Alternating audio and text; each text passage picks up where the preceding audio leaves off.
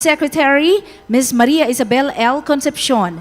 Treasurer, Ms. Jennifer O. Harris. Auditor, Ms. Maricel Ann M. Brioso. BOT Cynthia P. Arce. BOT Jerry A. Ilarde. BOT Ricardo V. Magtuto. BOT Rolando V. Salazar. Executive Director, Ms. Annabel D. Tuy. And from the Council of Past Presidents, let us welcome Charter President Attorney Santiago G. Ortega Jr. And also we have the past president, Dr. Fabio F. Figuracion. Immediate past president, Engineer Alexander G. or B. Gaite. Past president, Mr. Hoover S. Picar. Past president, Mr. Enrico Avelino A. Evangelista. Past president, Mr. Raymond L. Concepcion. Past president, Engineer Solomon Ngo. Past president, Mr. Jeremy S. Lo. The committee chairpersons of the 4th CamSur Business Expo. We have Ms. Erlyn Nicole Canada, the chairperson of the 3rd CamSur Construct. Dr. Ryan D. Bastareche, chairperson of the 1st Health and Wellness. Ms. Maria Cecilia M. Magtuto, chairperson of the 4th Food and Beverage Expo. Ms. Maria Eusebia G. Cañones, chairperson of the 7th Regional Youth Entrepreneurship Congress or RYEC. Ms. Regina V. Melchor, chairperson of the 4th Bicol Agri Summit. Ms. Eileen F. De Los Reyes, secretary of the 3rd CamSur Construct.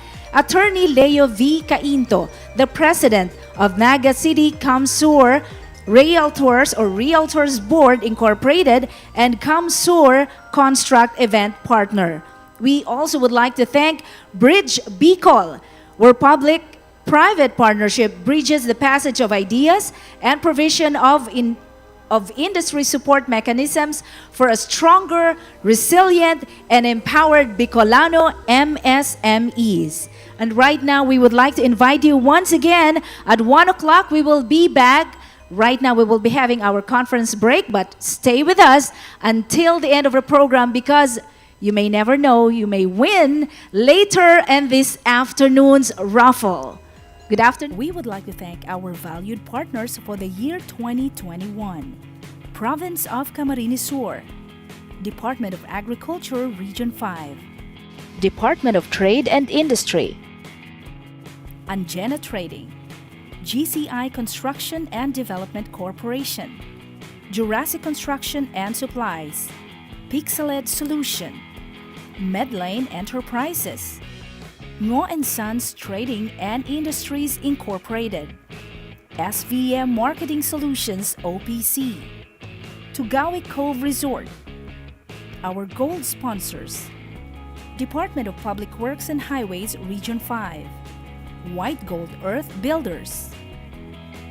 Our silver sponsors: Adjed Builders and Development Corporation, Naga Queenstown Realty and Development Incorporated, RD Dio Aggregate and Construction Services, Landis Poultry Farm.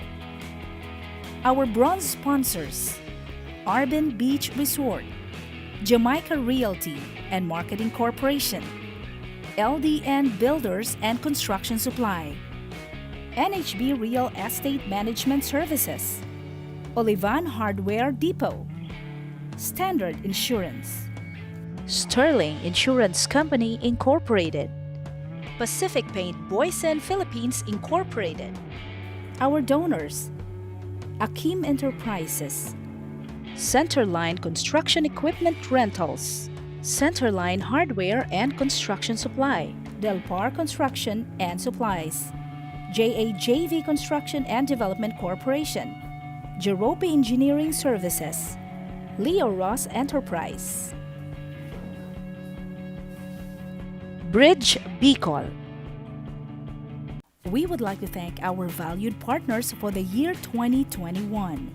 Province of Camarines Sur, Department of Agriculture, Region 5, Department of Trade and Industry, Angena Trading, GCI Construction and Development Corporation, Jurassic Construction and Supplies, Pixeled Solution, Medlane Enterprises, Ngo & Sons Trading and Industries Incorporated, SVM Marketing Solutions OPC, Tugawi Cove Resort, Our gold sponsors: Department of Public Works and Highways Region 5, White Gold Earth Builders.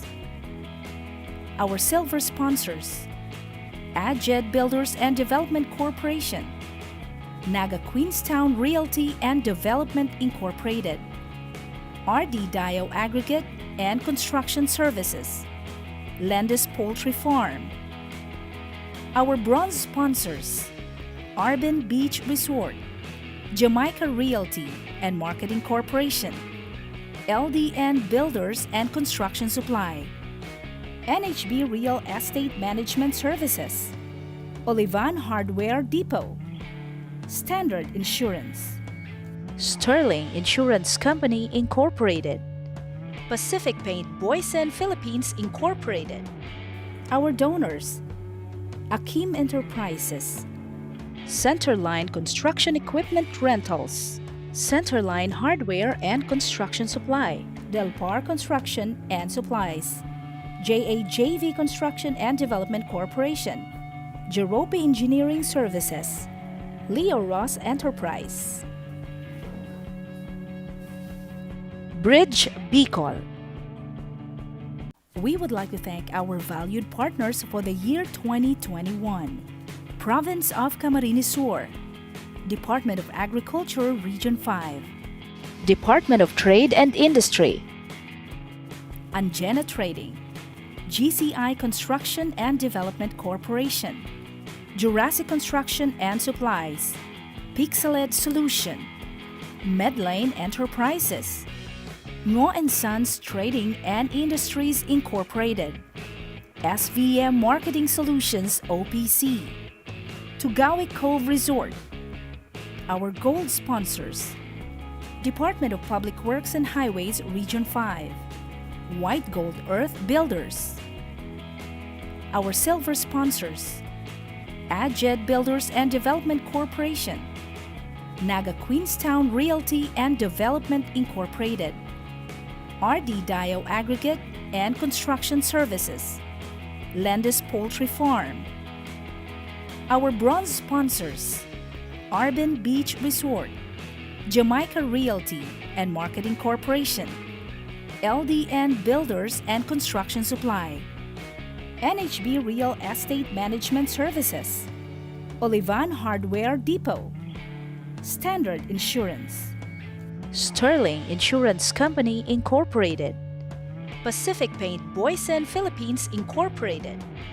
Our donors: Akim Enterprises, Centerline Construction Equipment Rentals, Centerline Hardware and Construction Supply, Del Par Construction and Supplies, JAJV Construction and Development Corporation, Jerope Engineering Services, Leo Ross Enterprise.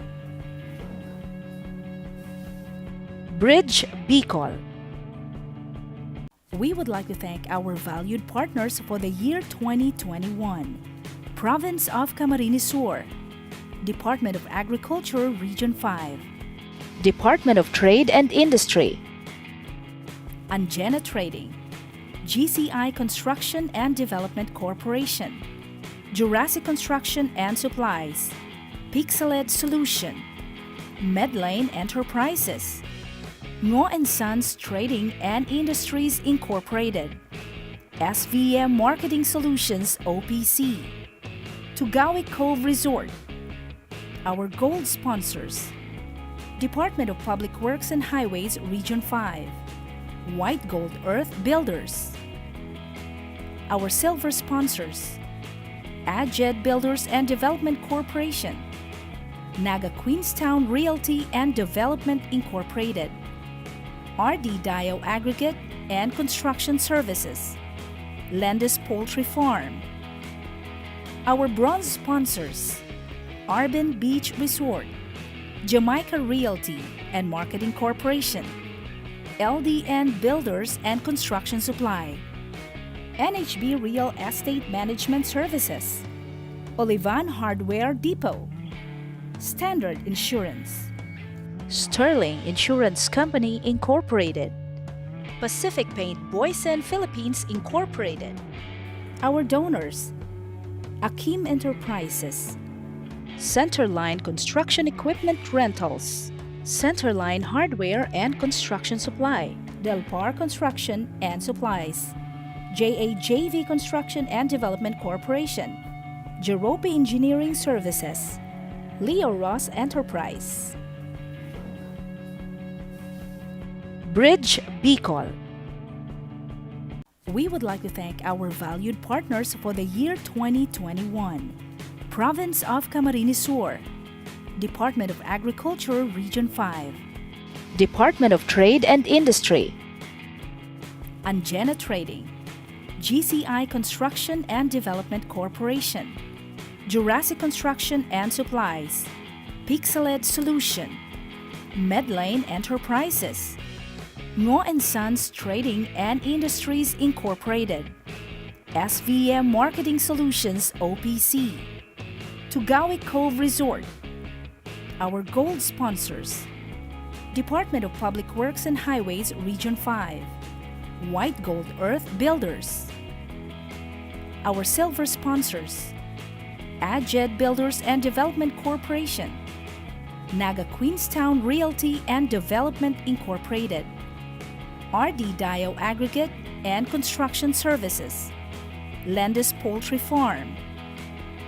Our bronze sponsors: Arbin Beach Resort, Jamaica Realty and Marketing Corporation, LDN Builders and Construction Supply, NHB Real Estate Management Services, Olivan Hardware Depot, Standard Insurance, Sterling Insurance Company Incorporated, Pacific Paint Boysen Philippines Incorporated.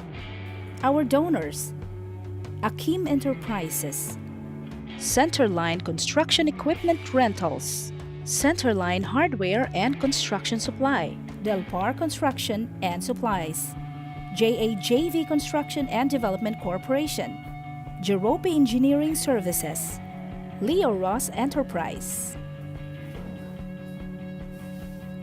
Bridge Bicol.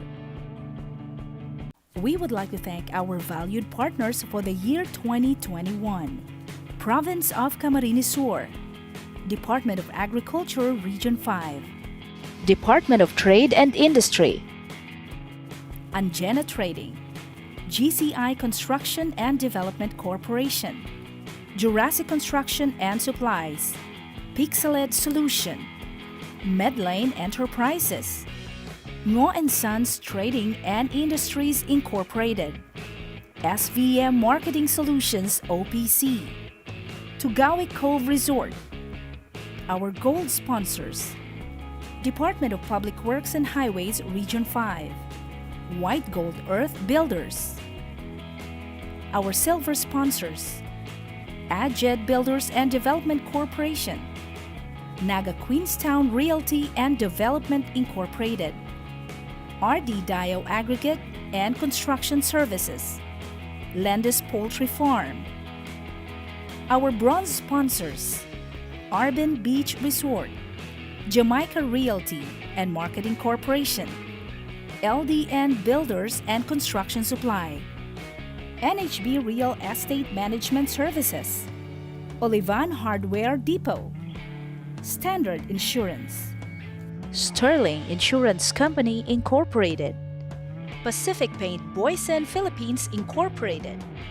Our donors: Akim Enterprises, Centerline Construction Equipment Rentals, Centerline Hardware and Construction Supply, Del Par Construction and Supplies, JAJV Construction and Development Corporation, Jerope Engineering Services, Leo Ross Enterprise,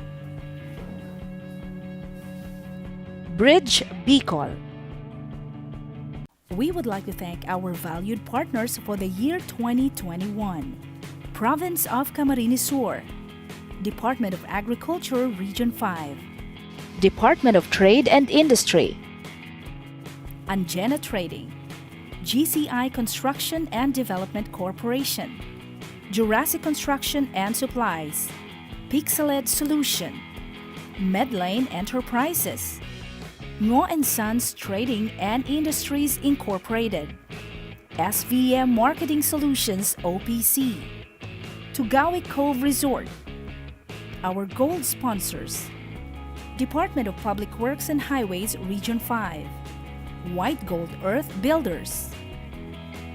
Our silver sponsors: Adjed Builders and Development Corporation, Naga Queenstown Realty and Development Incorporated, RD Dio Aggregate and Construction Services, Landis Poultry Farm.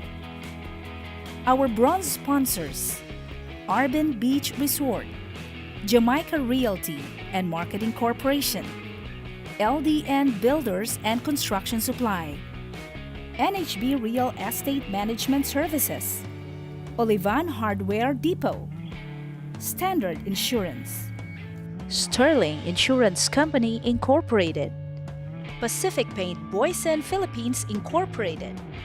Our donors: Akim Enterprises, Centerline Construction Equipment Rentals, Centerline Hardware and Construction Supply, Del Par Construction and Supplies, JAJV Construction and Development Corporation, Jerope Engineering Services, Leo Ross Enterprise. Bridge Bicol. We would like to thank our valued partners for the year 2021.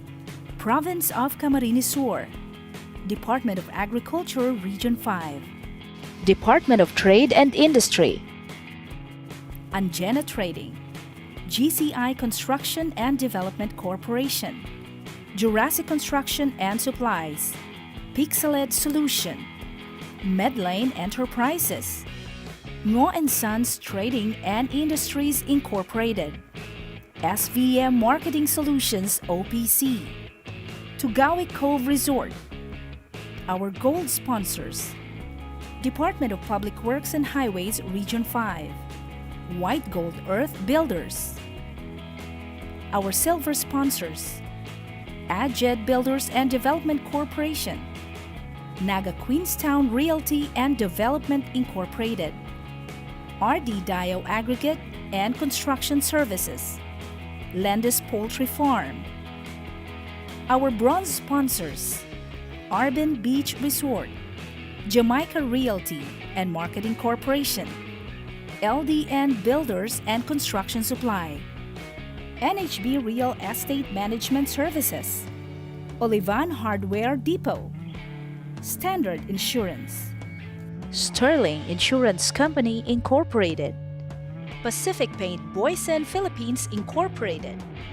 Our donors: Akim Enterprises, Centerline Construction Equipment Rentals, Centerline Hardware and Construction Supply, Del Par Construction and Supplies, JAJV Construction and Development Corporation, Jerope Engineering Services, Leo Ross Enterprise.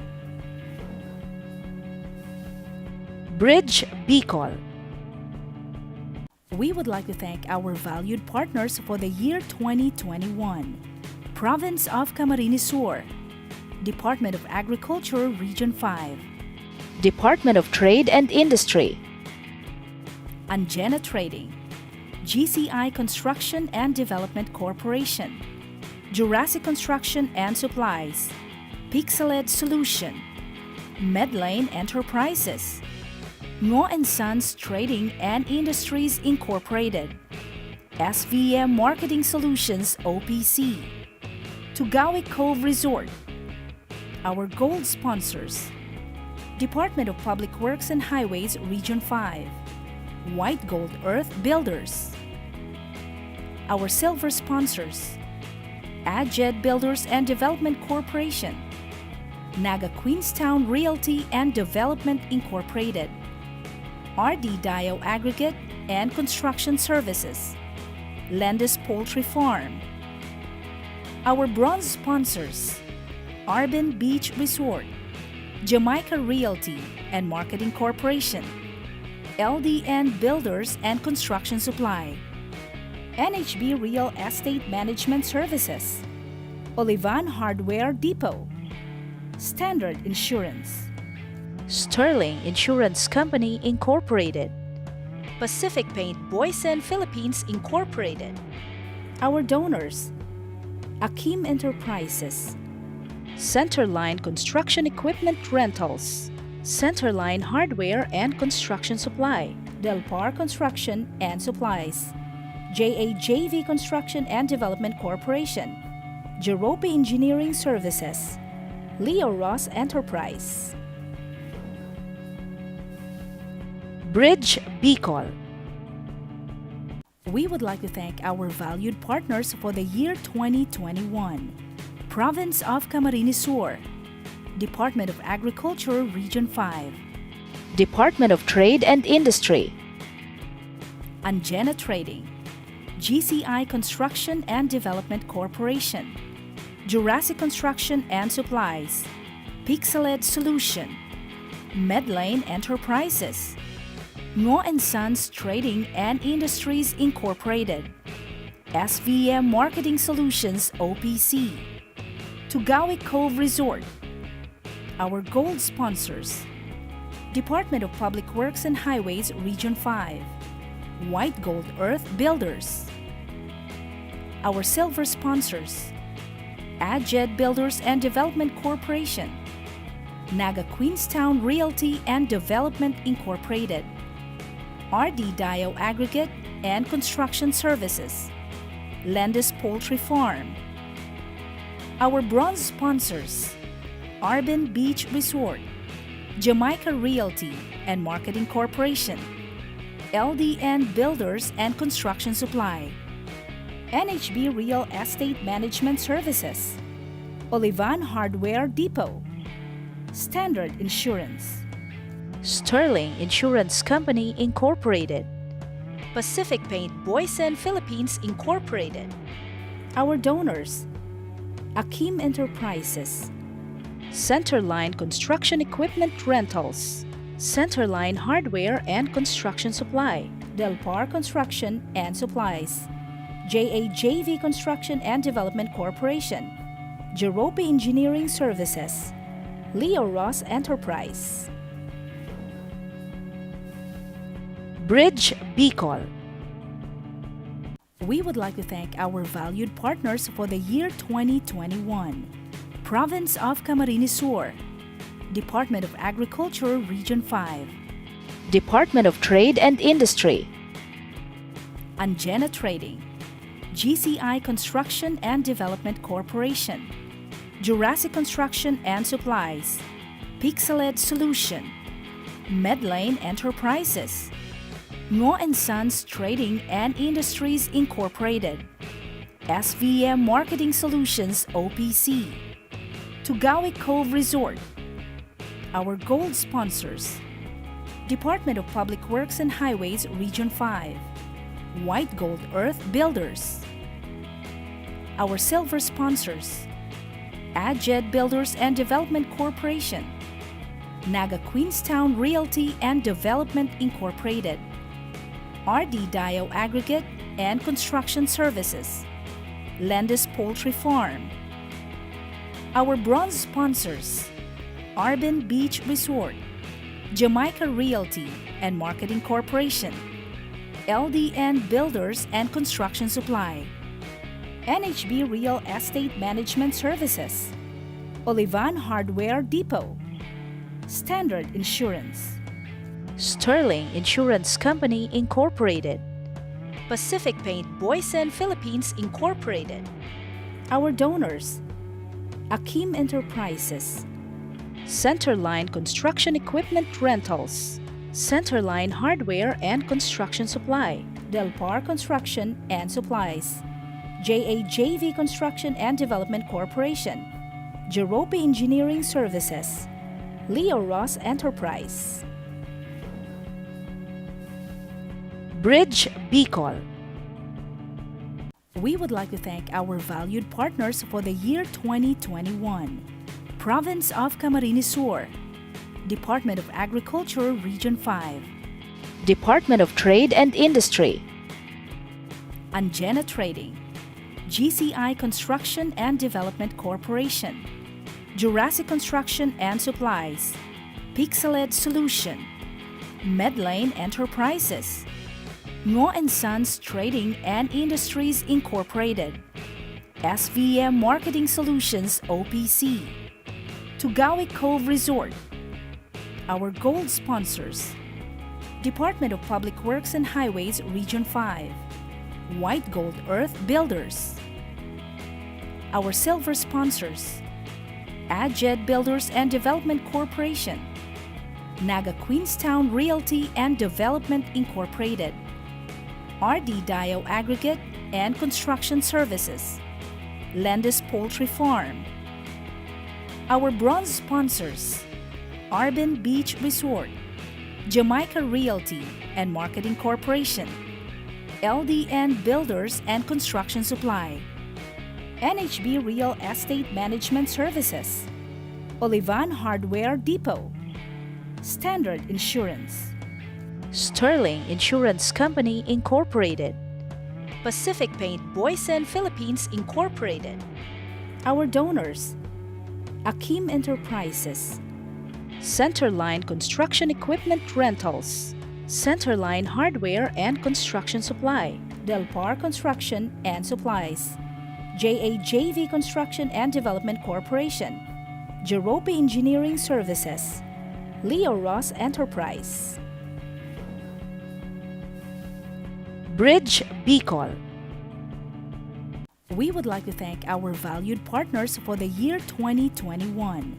Province of Camarines Sur, Department of Agriculture Region 5, Department of Trade and Industry, Anjena Trading, GCI Construction and Development Corporation, Jurassic Construction and Supplies, Pixeled Solution, Medlane Enterprises, Ngo and Sons Trading and Industries Incorporated, SVM Marketing Solutions OPC, Tugawi Cove Resort.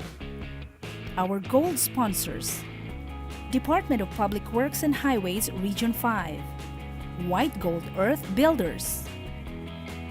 Our silver sponsors: AdJed Builders and Development Corporation, Naga Queenstown Realty and Development Incorporated, RD Dio Aggregate and Construction Services, Landis Poultry Farm.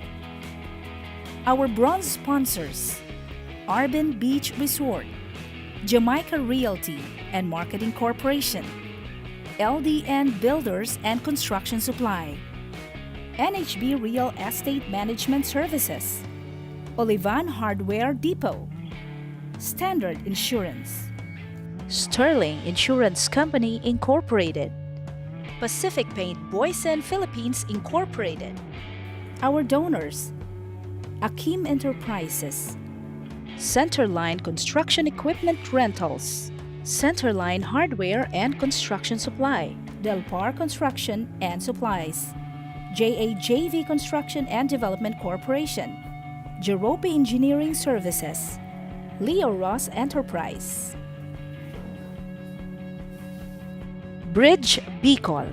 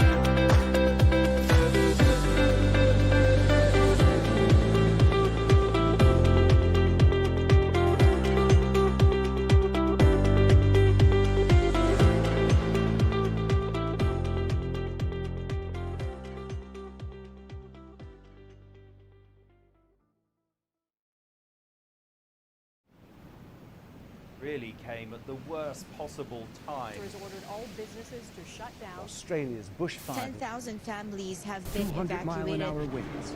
Global response to this pandemic. Employees have been advised to just stay at home, of course, for Hard times ahead. We have people who need our care.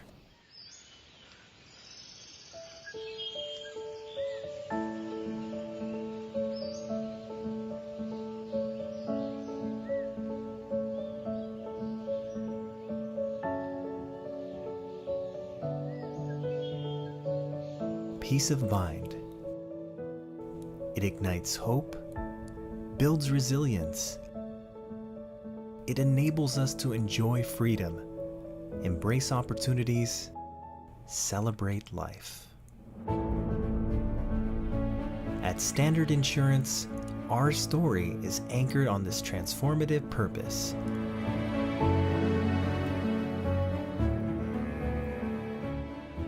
We envision the future with your goals in mind. We uphold integrity to assure you of our commitment. We are driven by your needs and the challenges they present.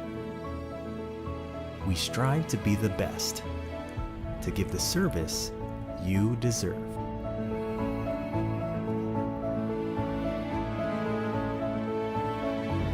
We listen and learn so we can help you adapt with the unexpected. We shelter you from the worst so you can perform at your best.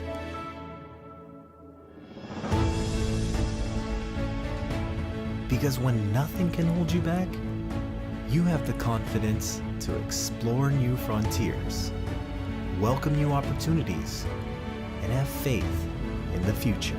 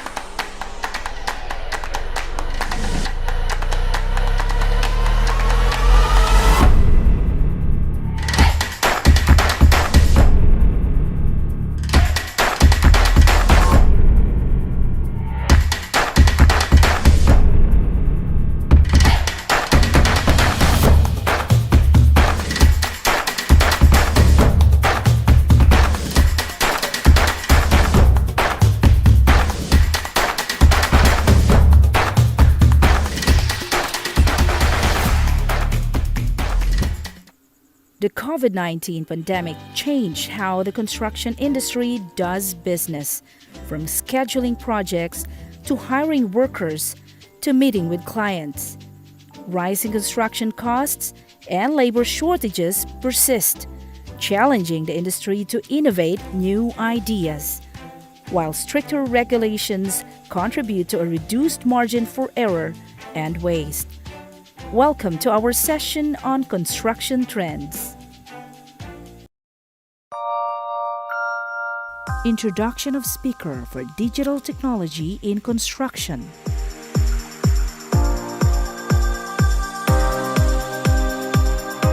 Good afternoon, and we are coming live from CSCCI studio here in Camarines Sur.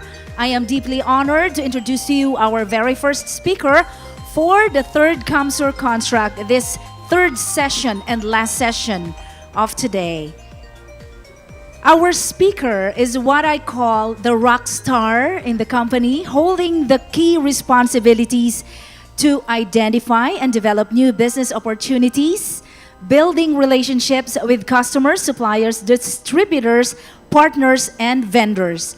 Also managing the key client relationships and working to build new ones, expanding the profile and reach of the company and its brands, and also tracking emerging markets and trends, and also conducting webinars and presentations to raise the brand of product or raise the brand or product profile of the company. Those are among others. And also, she was able to close multiple projects, and to name a few: idea deployment and users training for Armed Forces and Police Savings and Loans Association, and also P6 EPPM implementation for Taisei DMCI joint venture. Another one is idea deployment for Pag-ibig Fund, and Oracle Primavera P6 EPPM implementation for DMCI, and many other projects. She is the Sales and Marketing Director for Project Pro since July 2019 to present.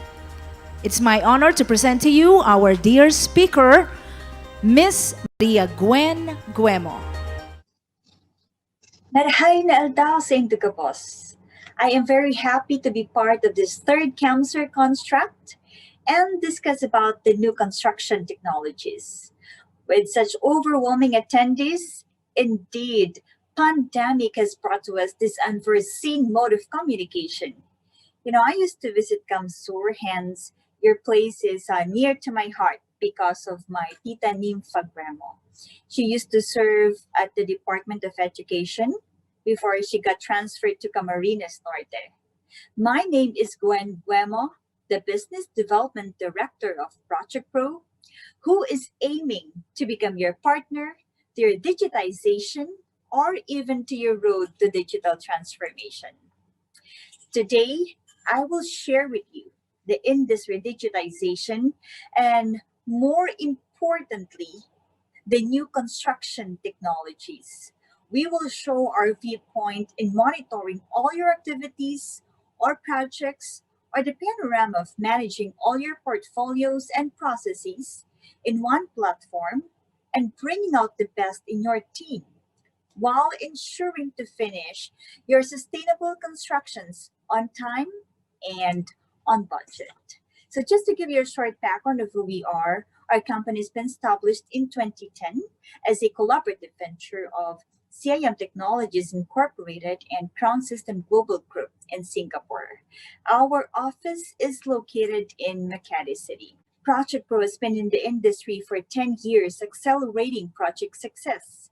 We have served clients, managed projects, and have happy trainers, more than the numbers you're seeing right now. We offer a wide range of solutions or of construction technologies and platforms, from project management, cost estimation, project controls, quality management, and facility management. Project Pro has a rich experience of project management, from building constructions, residentials, commercials, utilities, and EPCs and infrastructures. Okay, let me start by sharing this very colorful image I came across. This is not a vitamin, okay?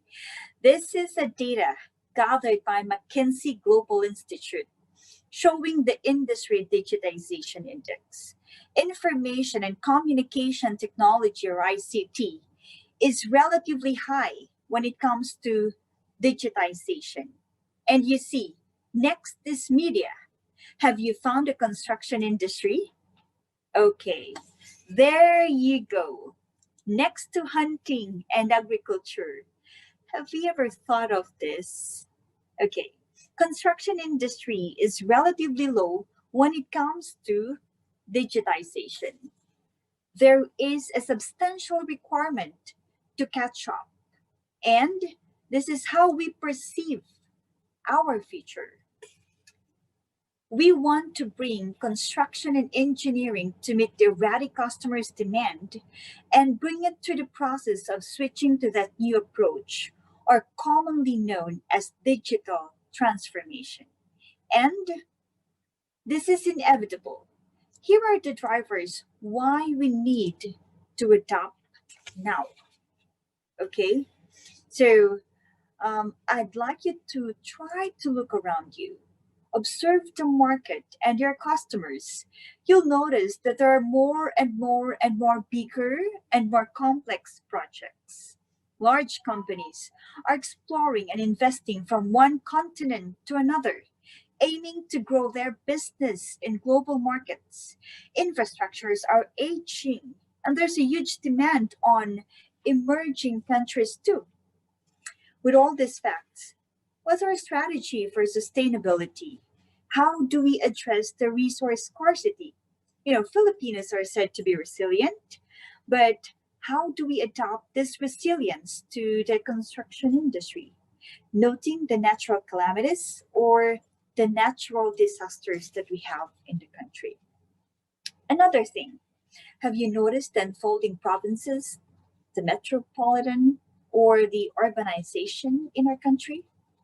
Like it or not, society and workforce are digital drivers.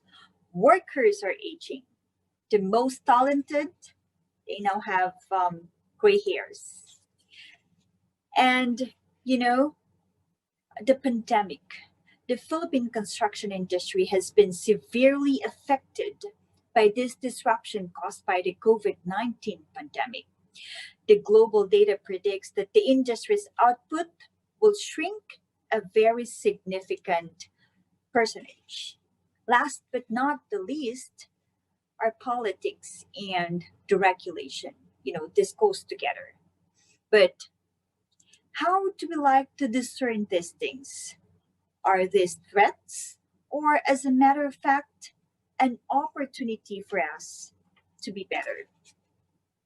Let's take a closer look about the internal challenges that the industry must also address. First is the conservative company culture. There are those who refuses new ideas. Second is informal processes or insufficient rigor and consistency in process execution. There's absence of standardized process. Third, insufficient knowledge transfer from project to another. There's no streamlined process. Fourth, shortage of young talent and people development. Mostly are actually working for the first-class countries. Fifth, weak project monitoring. Updates are submitted weekly and reports are created monthly. Last is lack of innovation and delayed adaptation. So with this, I just want to share this very short video.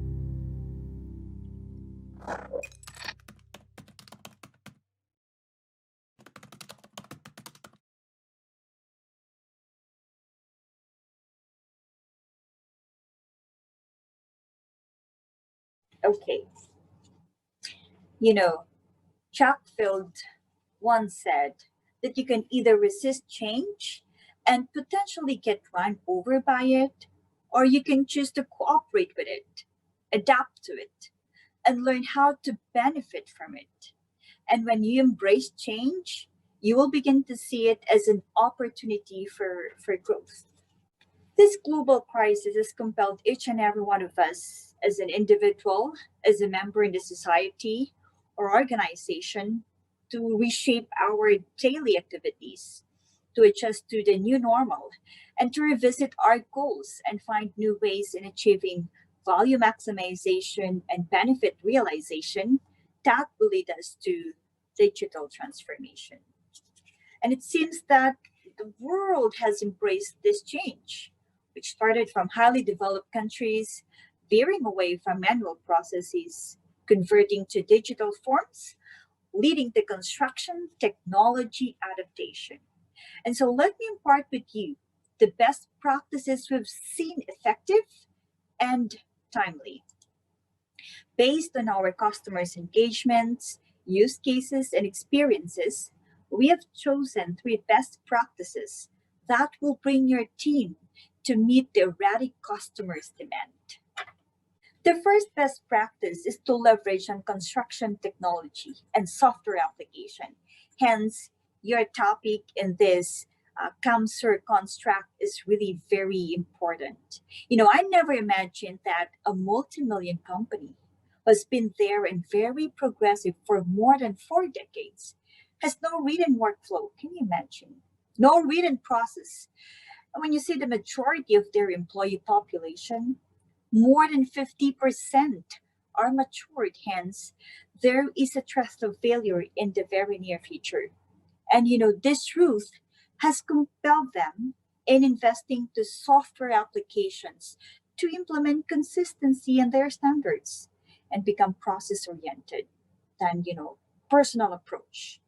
Investing to software applications will not only improve your practices but streamline your processes, because normally these applications have integrated platforms, process oriented with business intelligence. This is very much aligned with the tag at the 2020 to 2030 Philippine construction industry roadmap. It says adaptation of modern and digital technologies to boost one, productivity, second, sustainability, and third, globalization.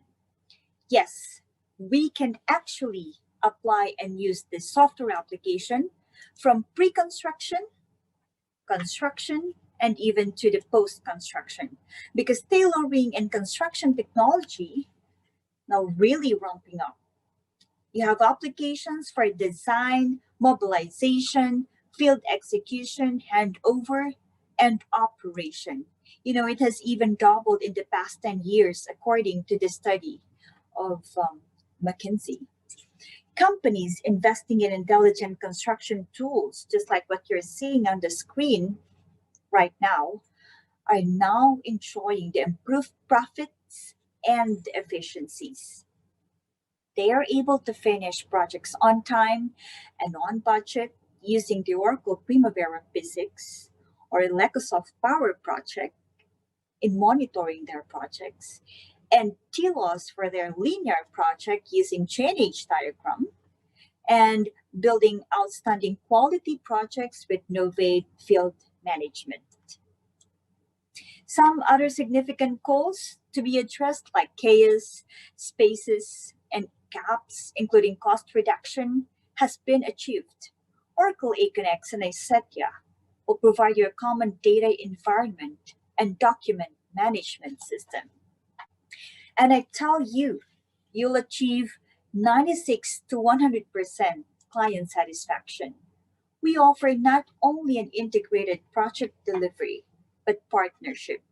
So let's help each other to achieve our goals in the most flexible but strategic platform, just like what you're seeing right now. Here are some of the projects that has already seen and experience the significant value add of revamping to modern technologies. The second best practice in this trying time is improving visibility within organization using modern construction technologies and application. And I think we all want this. It's like no secrets left to conceal. Through forecasting and work in progress reporting, if there's a powerful portfolio, common data environment, and analytic tools in place, scenario analysis where manual process eating up a lot of time and efforts of our employees. Integrity is questionable. Productivity is so poor, it will all be shunned away. If visibility is across your projects, decision optimization delivers the information required to predict likely outcomes and determine the probability of success. So, from the standalone, where everyone works separately from each other using personal approaches, we will connect them together to have transparency. We will put all data in one place, have one central repository that will also pave the way to ensure consistency of standard, and have visibility, collaboration, and a strong communication platform. Third, and not the least, best practice we would like to share is modernizing field data capture to improve project success. As we embrace the pandemic and living in this new normal, safety rules and regulations has been in place, including social distancing, which at first a difficult truth that nobody wants to adopt. Hence, we introduce mobility. Being mobile is now the trend. I think no one in the country hasn't used a cell phone, right?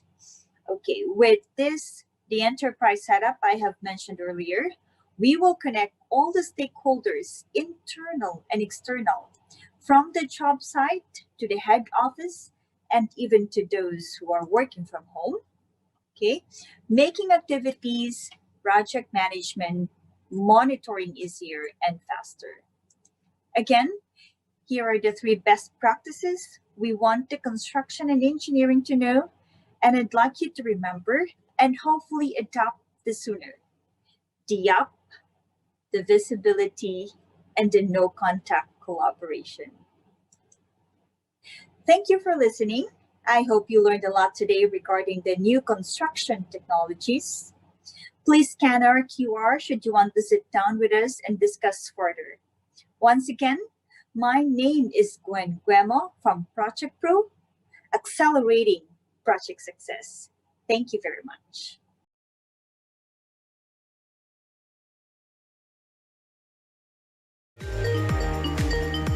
Thank you so much, Miss Gwen. How can I forget your name, Miss Gwen Guemo, for that mind-blowing information that you've just given us about digital technology in construction. Now, for us who are not very familiar with the names and the jargons in technology, can you please enlighten us more? We have this very limited knowledge but gigantic interest about this topic. Now, we have here several questions for you, Ms. Gwen. Please enlighten us with the first question.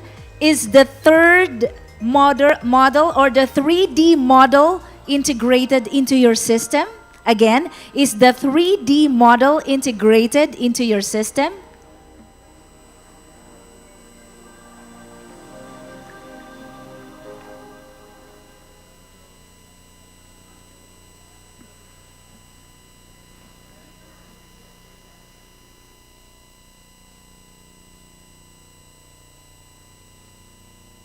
While we are having some technical adjustment, again, we would like to thank the Sales and Marketing Director of Project Pro, Ms. Maria Gwen Guemo.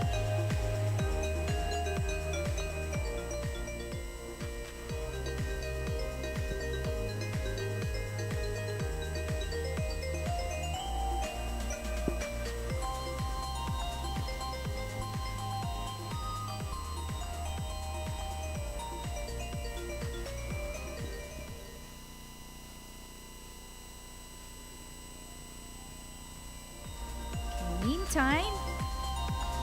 The whole CamSur Business Expo and also the third CamSur Construct is very honored, Ms. Gwen, to have you with us. On behalf of the whole CSCCI family, we thank you for putting in your schedule our invitation for you. Can you hear me, Ms. Gwen? Oh, yes. Yes. We're good. And here is again your first question, Ms. Gwen. Is the 3D model integrated into your system? Thank you for that question. Can you hear me now?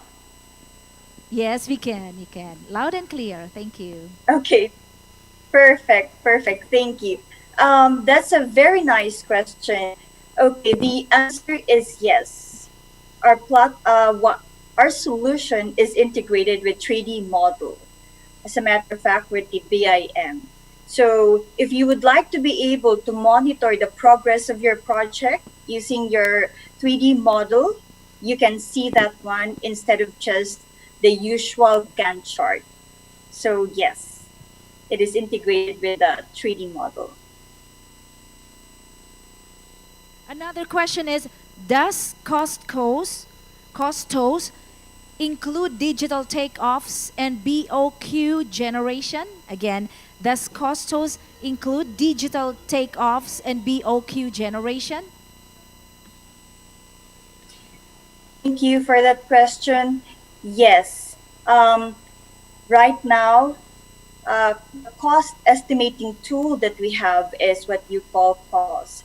I understand that normally in coming up with BOQ or in generating BOQs, you do the manual thing. You have to get a pen and a paper, measure them, and use a calculator. But with this Costas software or Costas application, BOQ generation will become easier and faster. And it includes takeoffs. Instead of you doing it manually, you just have to hover your cursor on the CAD or the design or even at the 3D model. You'll now be able to have your BOQ. Be more than happy to sit down with anyone who is very interested about this solution. This one is very good, especially for those who are joining bid, no? Where you're given a very limited time in order for you to come up with your BOQ. Thank you so much, Ms. Gwen.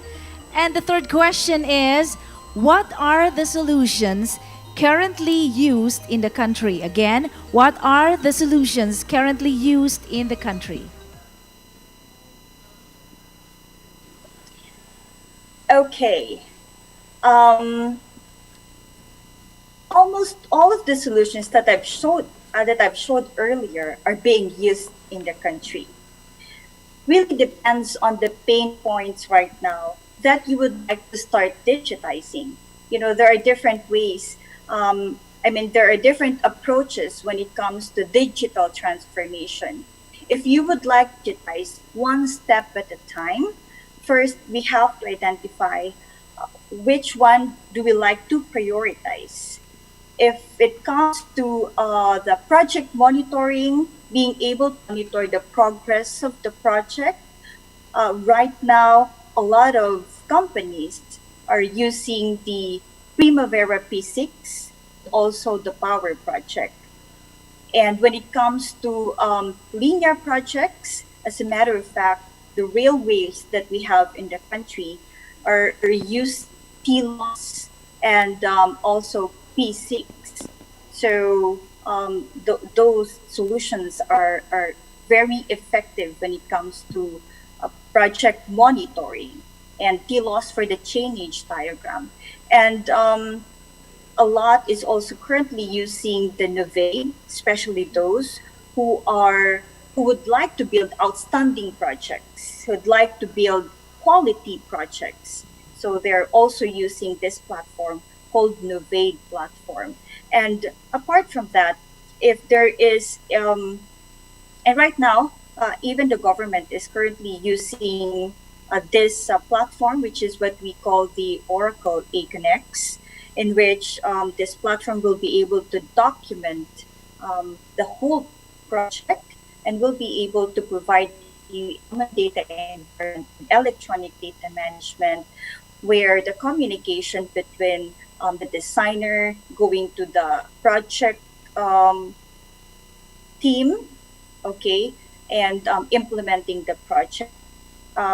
They are using this what you call Oracle eConnects project. Other than that, almost all those solutions that I have showed earlier, a lot of companies right now has invested in the. We still have so much to learn from you, Ms. Gwen, but right now we would like to appreciate you and thank you for gracing our occasion. Friends, ladies and gentlemen, the Sales and Marketing Director of Project Pro, Ms. Maria Gwen Guemo. Camarines Chamber of Commerce and Industry Incorporated, in partnership with the Provincial Government of Camarines CamSur Business Expo 2021, ready for a better normal. Third CamSur Construct, present this plaque of appreciation to Miss Maria Gwen Guemo for extending his invaluable contribution and unwavering support as our resource speaker, contributing to the success of the third CamSur Construct webinar with this year's theme, Resilient and Sustainable Infrastructure in the New Normal.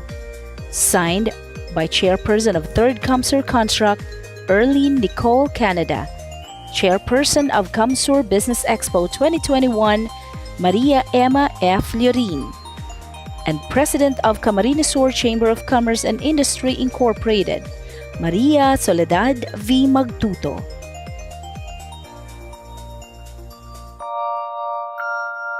Introduction of speaker for high definition surveying.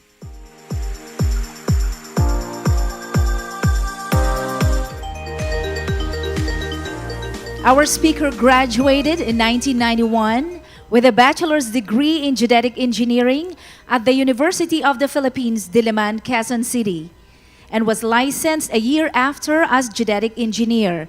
He is also a member of Mines Geodetic Engineers Incorporated since 2014 and also a titled member of ASEAN Engineers since 2018. He started his career as co-owner of Geosystems Surveying and Development from 1992 to 1995 and ventured in the same business with Prime Surveying from 1995 to 1999. From 1999 to present, his own company has been offering the community with the state-of-the-art surveying services, with him as the general manager of AB Surveying and Development. For 29 years in profession, an excellent representative in the industry. Friends, ladies and gentlemen, it's a great pleasure to welcome our speaker, Engineer Antonio Julian L. Botor.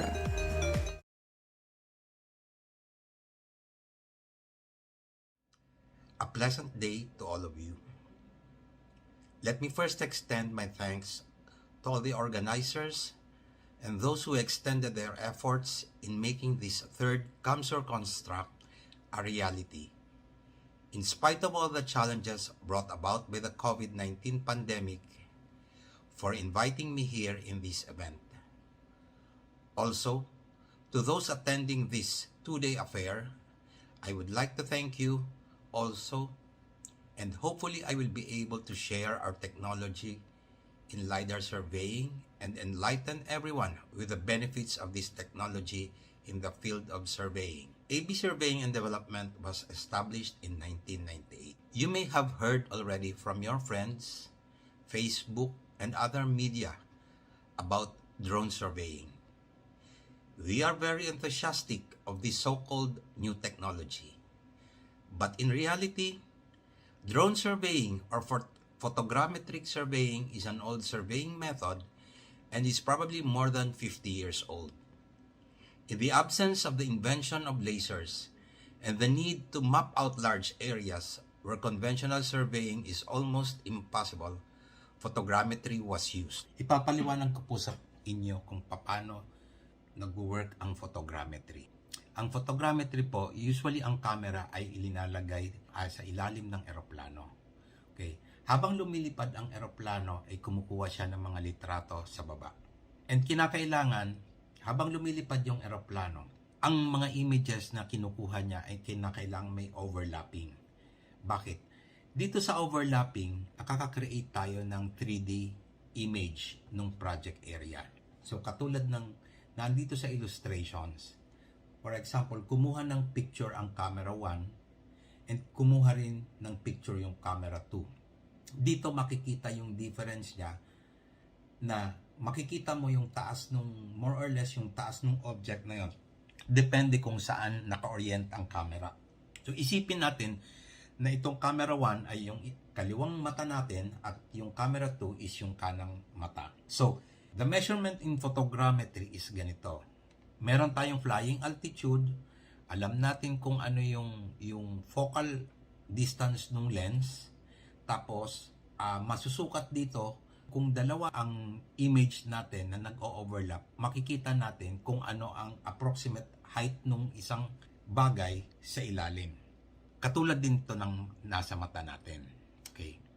So, lahat ng ito ay wala talagang direct measurement ng isang object sa project area. So, we now go to the LiDAR. So, ang airborne LiDAR scanning, ginagamitan po ito ng laser. Kung makikita nyo po, ang scanner namin is a Rigel VUX1LR laser scanner. Ang range po ng laser nito is 1.3 kilometers. And since parang katulad po ito ng ginagamit natin ng total station, ng prism-less total station, kung saan gumagamit tayo ng laser, ang accuracy nito is 15 millimeters. And ang flying height po ng platform ay kaya nating lumipad hanggang 530 meters ang altitude ng helicopter. Kung makikita nyo po dito, yung equipment ay naka-attach sa harap ng helicopter. Ang kulay puti po dito ay yung GPS at saka yung parang salamin dito ay doon lumalabas yung laser. Okay.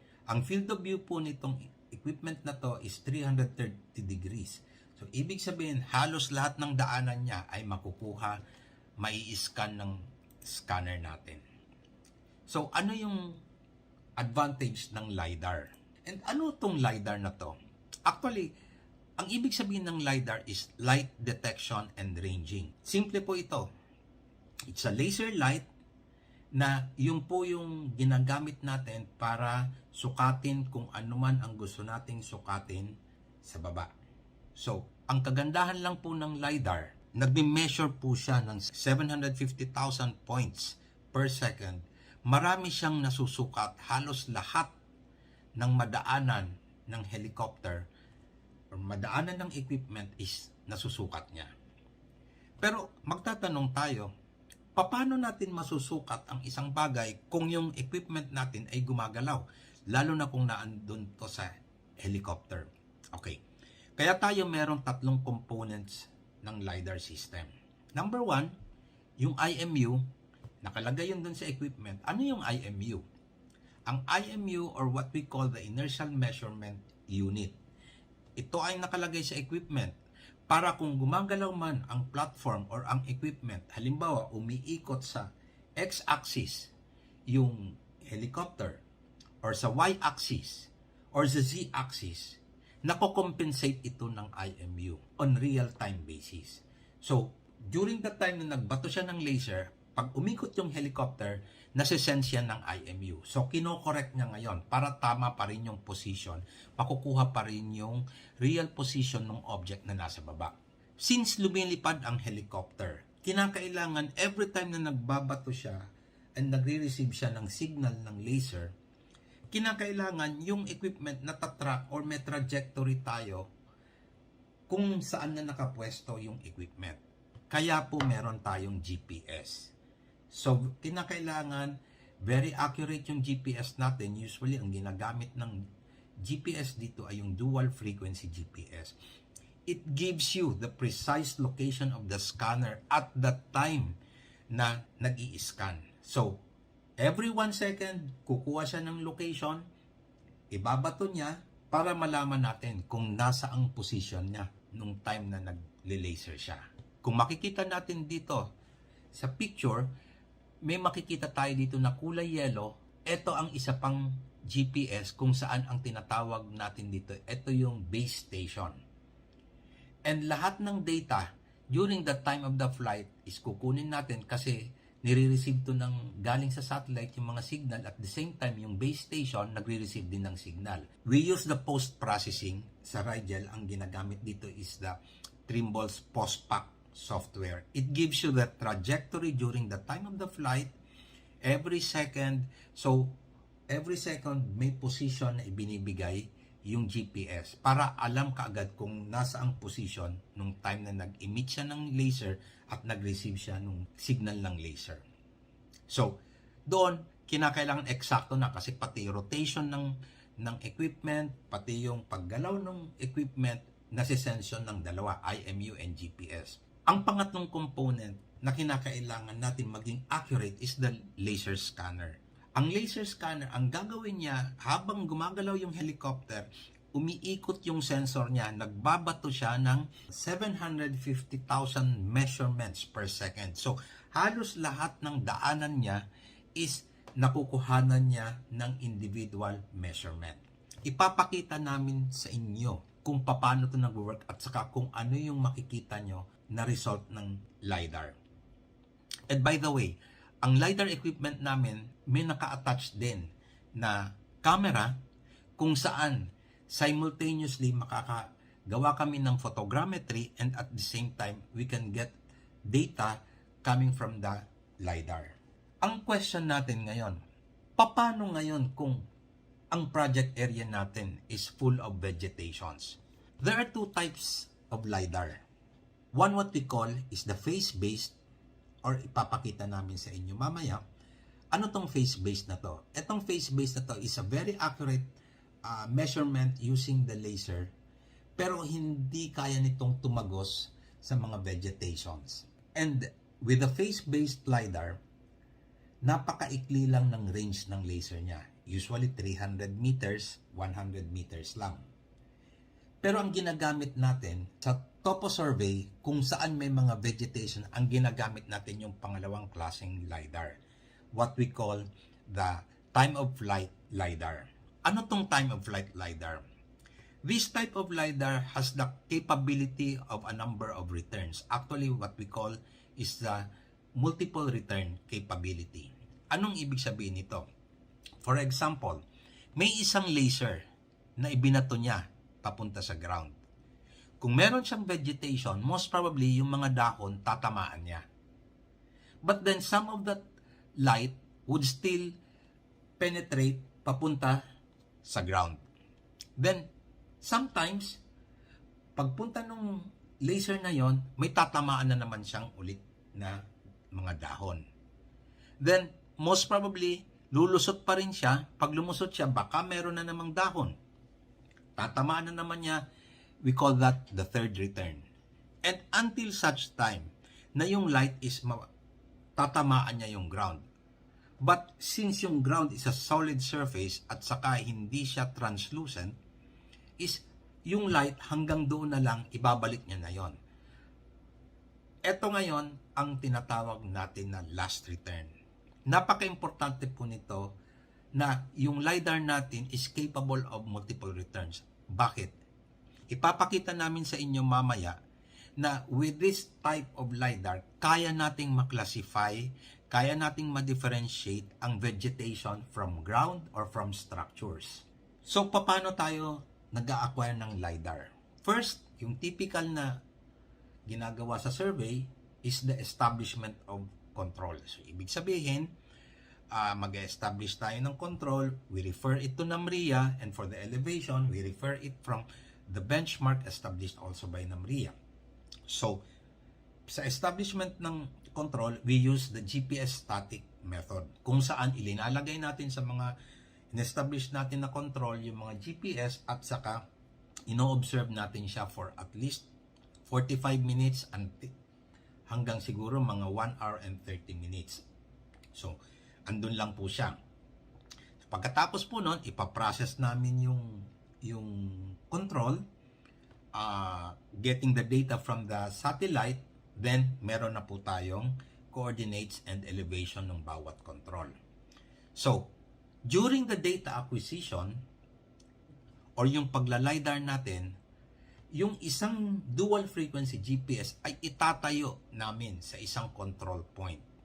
Habang yung LiDAR namin is meron din siyang sariling GPS, so habang lumilipad yung helicopter, naka-on yung base station at naka-on din yung GPS dun sa equipment. So sabay silang kumukuha ng data from the satellite.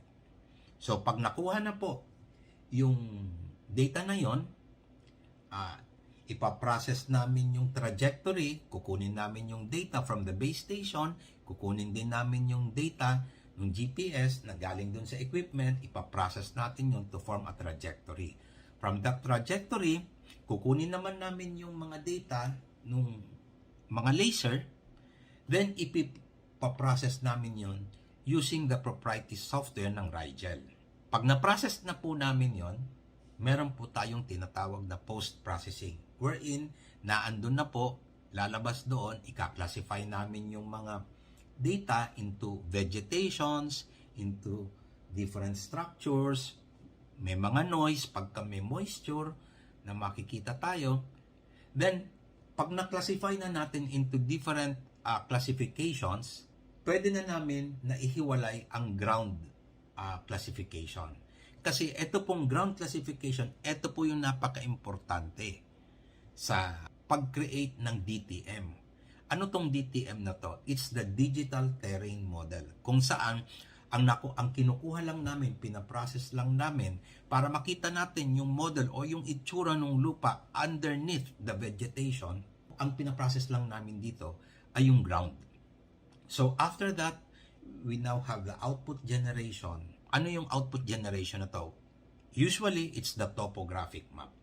At pagkatapos noon, nagkakaroon kami ng ground validation to make it sure na yung pag-check namin with a conventional survey method is nagtatama siya at saka kung ano yung output ng LiDAR. Ano po yung mga applications nitong LiDAR? Marami po. Mga malalaking area in a very short span of time. Ano pong mga uses nito? It can be used for flood mapping study, for geohazard mapping, agriculture and forestry. We have also the geological monitoring. Titingnan kung may konting paggagalaw doon sa lupa. We have the resource management, the archaeological and cultural heritage. So kung gusto natin i-document yung mga archaeological sites, kung napapanood nyo po sa National Geographic, ganun po, na i-document in 3-dimensional yung mga structures na kinakailangan natin i-document. Also, with our aerial LiDAR, we can do the orthophoto imaging, just like yung sinasabi ko sa drone surveying. We do also as-built structural surveys of buildings. We do contour mapping. With LiDAR, we can have a very accurate asset inventory or for tax mapping. And since capable po ang LiDAR na makover yung malalaking area for a topo and as-built map, we can do master planning and urban planning and other purposes related to planning and engineering. We just have to compare, ba't ako magla-LiDAR, ba't ako magko-conventional? Number one issue is the time frame. Okay? For a conventional survey, very tedious po ang fieldwork. And for example, meron kang 1,000 hectares na ipapasurvey. Usually, it would take at least sabihin na natin 5 to 8 months para makumpleto ang 1,000 hectares. And it's very prone to delay kasi kinakailangan mo pa. Number one, mag-establish ka ng control, magta-traverse ka, then manual, kinakailangan masyatan mo lahat ng nasa ground. Makumpleto mo kung ano yung mga dapat syatan. So kung may bangin yan, usually nahihirapan yung instrument man. So kadalasan yan, lalampasan niya. Or kung tatama rin siya, kung maraming vegetations, usually ayaw niya magtabas, lalaktawan niya. And usually, pag nagsusurvey, pag ganyang mga maraming problema sa site, usually magsha-shot ka 10 meters, 20 meters. Yun yung interval nung shot. But with LiDAR, ang fieldwork nagiging maiksi. Usually 95% or 100%. Kasi a typical example, a 1,000 hectare project area, pwede pong ma-LiDAR po yan in just a span of 1 hour. So, it is the fastest available commercial surveying method. Isipin nyo po, i-compare nyo pag nag-conventional ka, 6 months para gawin mo yon. Samantalang pag nag-LiDAR ka in just 1 hour, nakuha mo na yung data. The accuracy. Okay, for conventional survey, there are so many steps na pagdadaanan mo bago ka makakreate ng topo map. Usually, you do the traverse, you do the GPS control, then from that, i-compute mo yung traverse mo, then papapasukin mo yung total station, magsha-shot ka, so minsan ang gagamitin mo pa, prismless total station, pag shot mo doon, akala mo puno, yung pala iba yung nashotan mo.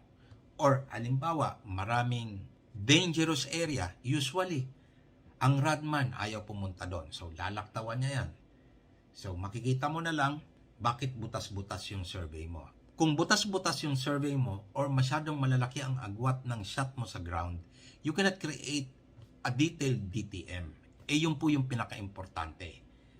Pero po sa LiDAR, ang constant accuracy ng equipment namin is 15 millimeters. And human error is minimized because lahat po ito is from the equipment, diretso sa computer, may software siya. So, very minimal ang human error na makukuha natin. And, wala siyang pipiliin. Whether it is vegetated or bare earth, wala po. Lahat po yan sasyatan ng LiDAR.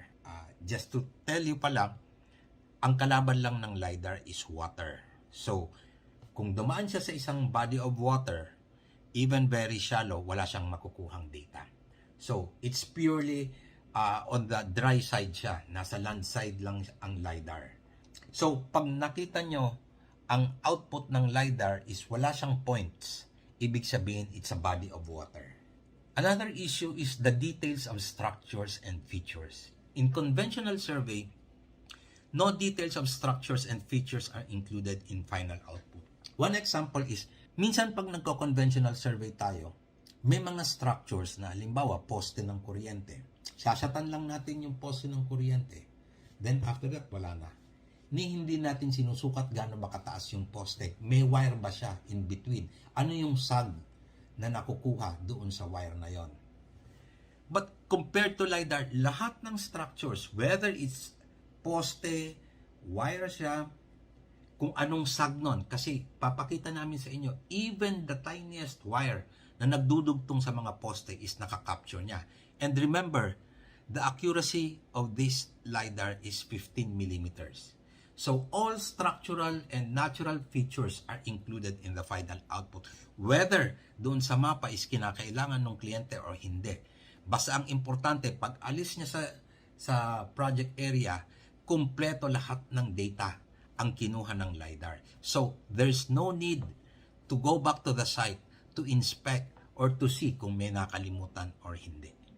Pero sa conventional survey, I tell you, mas madalas na balikan ang project area kasi may mga nakalimutan. It's either nakalimutan na siyatan or kulang yung mga nasyatan niyang puno or may nakatago pala na poste, hindi niya nakita, or may bumagsak palang lupa, hindi nasyatan nung instrument man. So, lahat kinakailangan balikan yon. Another issue is the accessibility. Okay, for conventional survey, kinakailangan natin i-set up kahit doon sa mga delikadong lugar. In my experience, sa Metro Manila, marami dyan, usually illegal settlers. With conventional survey, delikado ka. Pag ayaw ng illegal settlers, baka pagpasok mo or yung radman mo, saksaking ka na lang bigla. And there are so many permits na required. Usually, lalo na ngayon na may pandemic, ang hirap kumuha ng permit. Halimbawa, meron kang gustong i-survey sa loob ng subdivision, kailangan mong kumuha ng permit from the Homeowners Association. Pagdating doon sa private property, kailangan mong magpaalam sa mga may-ari. Paano kung wala doon yung may-ari? Hihintayin mo. Kasi kung hindi, pwede kang kasuhan ng trespassing. But with LiDAR, paglipad mo, ang kukunin mo lang permit is the CAAP permit and the J2 permit from the Armed Forces. Pero before po kasi, hindi kumukuha na ng J2 permit from the Armed Forces. Pero during the pandemic, kung saan nagiging restricted yung air natin, yung Armed Forces sinabi na kinakailangan lahat ng aerial survey, whether it's a drone, rotary, or fixed wing, kinakailangan kumuha ng permit sa Armed Forces. And during the time of LiDAR acquisition or photogrammetry, kailangan may Air Force na kasama para sinisigurado na kung ano yung project area, yun lang yung maliliparan. Pero aside from that, virtually zero risk in surveying difficult areas and few permits are required. So CAAP lang at saka Armed Forces. And there was a time na nagkaroon kami ng project sa Samar. So during that time, medyo mainit yung mga kapatid natin sa labas. Kung conventional ang gagawin namin, hindi namin magagawa yung project. Pero with LiDAR, in just 2 hours, tapos na namin nun. And walang nakaalam na nagkaroon na pala ng survey sa ground. Another issue is the cost. Maraming nagsasabi sa atin na, oh, LiDAR yan, high-tech yan, so mahal yan. So dito na lang tayo sa conventional survey. Okay, sa conventional survey, pag ang pinapasurvey po natin is sabihin natin ng mga 1 hectare, 10 hectares, 50 hectares, hanggang siguro mga 200 hectares. Of course, conventional survey, mas mura pa rin siya. Because surveying large areas require more manpower, equipment, and other resources, mas napapamahal po siya. Bakit siya nagiging mahal lang sa LiDAR pag maliliit yung area? Kasi ang bulk ng cost dito is yung sa equipment, lalo na sa helicopter. Pero the cost will go down as the area or as the project area becomes larger. For example, a 1,000 hectare, siguro sa conventional survey, kung susundan yung taripa, sabihin na natin na 5,000 pesos per hectare. So sa 1,000 hectares, you need 5 million. Pero ang LiDAR, it can only cost you mga 2 million. So kung meron kang 10,000 hectares, actually bumababa yan hanggang sa siguro mga nasa 700 pesos per hectare. Pero sa conventional survey, hindi kaya yon. Bakit? Kasi if you have already invested in that equipment, wala ka nang masyadong manpower. Ang manpower mo na lang nakukunin yung mag-establish ng control. Wala ka nang mga radman na kinakailangan mag-stay dyan. Ang kinakailangan mo na lang is mag-rent ka ng helicopter, may LiDAR operator ka, may piloto ka. And isipin natin, kung 1,000 hectares yan, in 1 hour tapos na. Wala na, tapos na. So, yun lang yung manpower. The rest is yung mga office na nagpa-process ng LiDAR mo. Pero sa field, wala na. Na-avoid mo na yung papasweldo mo ng mga local aid, yung mga guide mo, nawala na lahat yon. Ito yung mga LiDAR capabilities namin. Okay. We have the airborne LiDAR scanning. We use the Rigel VX1LR. We have also the mobile LiDAR scanning. We are using the Rigel VMZ2000. And we have also the terrestrial LiDAR scanning using Faro Focus X330. Ito pong Faro Focus X330, ito yung sinasabi ko na face-based na LiDAR. For airborne LiDAR scanning, this is very good for large-scale topographic and as-built surveying. Usually, ang client namin is the mining industry, hydropower projects, yung mga transmission lines, and mga geothermal project areas. And lately, ang project namin is yung mga sa DPWH, yung mga new road wherein wala pang existing na road, wherein gusto ng DPWH magkaroon ng kalsada dito, but conventional survey is hindi na applicable. Minsan po kasi, based on our experience, when we do the survey for new roads, tendency pag sa conventional ka, kukuha ka ng guide, kung saan yung dinadaanan ng mga tao doon, yun ang isa-survey mo, yun ang gagawing kalsada. which is hindi yun very efficient.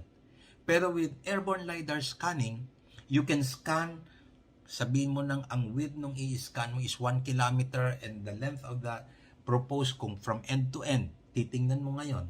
So, the consultant, pwede niyang pag-aralan kung saan yung effective na daadaanan, mas matipid, at saka yung, meron kasi tayong sinusunod na mga slope, kung saan yung grade ng kalsada na as per standard ng DPWH. Isipin natin kung sa conventional survey, ang span lang ng survey natin na dadaan tayo sa kabundukan, is sabihin na natin 10 meters ang width or 20 meters ang width, tapos 70 kilometers yon. Ang consultant, hindi siya makakagawa ng magandang design kasi very limited yung information niya doon sa site. Pero with LiDAR, isipin mo kung may 1 kilometer ka, yung consultant makakadesign ng maayos na kalsada. Ito po, ipapakita namin sa inyo, isa sample output na RGB point cloud. Ito po is output na ngayon ng LiDAR. Yung LiDAR point cloud, pwede siyang i-colorize. Ang kagandahan dito is mavivisualize mo yung project area in 3D. So makikita mo dito, for example, actually this is a 3D image of a colorized point cloud in Baguio. So makikita nyo dito, ang Baguio, puno siya ng forest, heavily vegetated siya, may mga portions na may mga structures, may mga bahayan. Pero ito kasi gusto nilang gamitin to, number one, to have a topographic and as-built map of the city, para number one, sa tax mapping nila, ma-identify talaga nila ilang bang structures, ilang bang bahay ang naandon sa Baguio. So, with LiDAR, wala na pong maitatago, mabibilang ng LGU kung ilang bahayan. Ito ba nagbabayad ng buwis? Sa tax declaration ba, baka mamaya nakalagay sa tax declaration is bakanteng lote. Pag tiningnan sa mapa, ops, meron palang building. Number 2, yung city engineering office nila, gusto nilang ma-design ng maayos yung drainage nila. So, kinakailangan nilang makita talaga ano ba talaga ang terrain ng Baguio. Feasible ba? Kailangan bang i-redirect pa sila na drainage? Kasi with LiDAR mapping, nakamap out na yung buong LGU. So makikita na dito, saan ba talaga ang mataas, saan ang mababa? Bakit ba dito nagbabaha? Yung pala kasi may bukol dito. Dapat pala yung drainage na andun sa kabila. So eto makikita po natin. This is the RGB point cloud. In other words, it's a colorized point cloud. So, yung LiDAR natin, pwede kasing maklasify to, yung sinasabi ko kanina, with multiple return capability, and with our software, kaya nating i-classify yung mga point cloud into various classifications. One of that is pwede mo siyang i-classify as ground. Dito po sa image na to, makikita natin na yung kulay dark brown is the ground, yung light brown is the structures.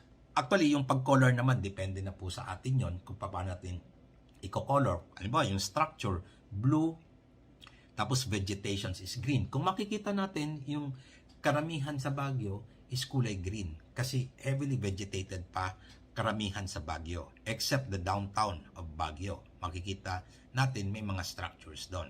When processed, ang mangyayari dito, pwede namin na i-off lahat ng vegetations, lahat ng structures. Ang ipaprocess lang namin is yung ground points. With the ground points, we can now process it into a DTM. The DTM, the Digital Terrain Model. Ibig sabihin, ito pong nakikita natin to, it's a bare earth. Tanggal dito yung mga puno. So, walang naitago. Kahit maraming pine tree doon, maraming malalaking puno, ito ang itsura ng lupa ng Baguio. Siyempre, kung meron ka ng DTM, automatic, madali ka nang makakuha ng contour. Dito, sa contour, mapapansin nyo na natanggal talaga yung mga vegetations. Kasi, kung nag-contour ka, for example, nanggaling sa photogrammetry, pag nag-contour ka, usually ang nakikita doon yung top ng mga puno. So, ang representation yan sa contour, pag yun ang nakuha mo, makikita mo yan, yung mga contour natin, bilog-bilog. Ibig sabihin, top ng puno ang nakuha nun. Pero dito, makikita natin na yung contour is talagang sumusunod sa terrain. So, ibig sabihin, proof to na ang LiDAR is ang nakuha natin, ang na-process natin is the ground points. Another Example, kasi ang LiDAR po hindi lang sa vegetations. This can be very efficiently used sa mga urban places.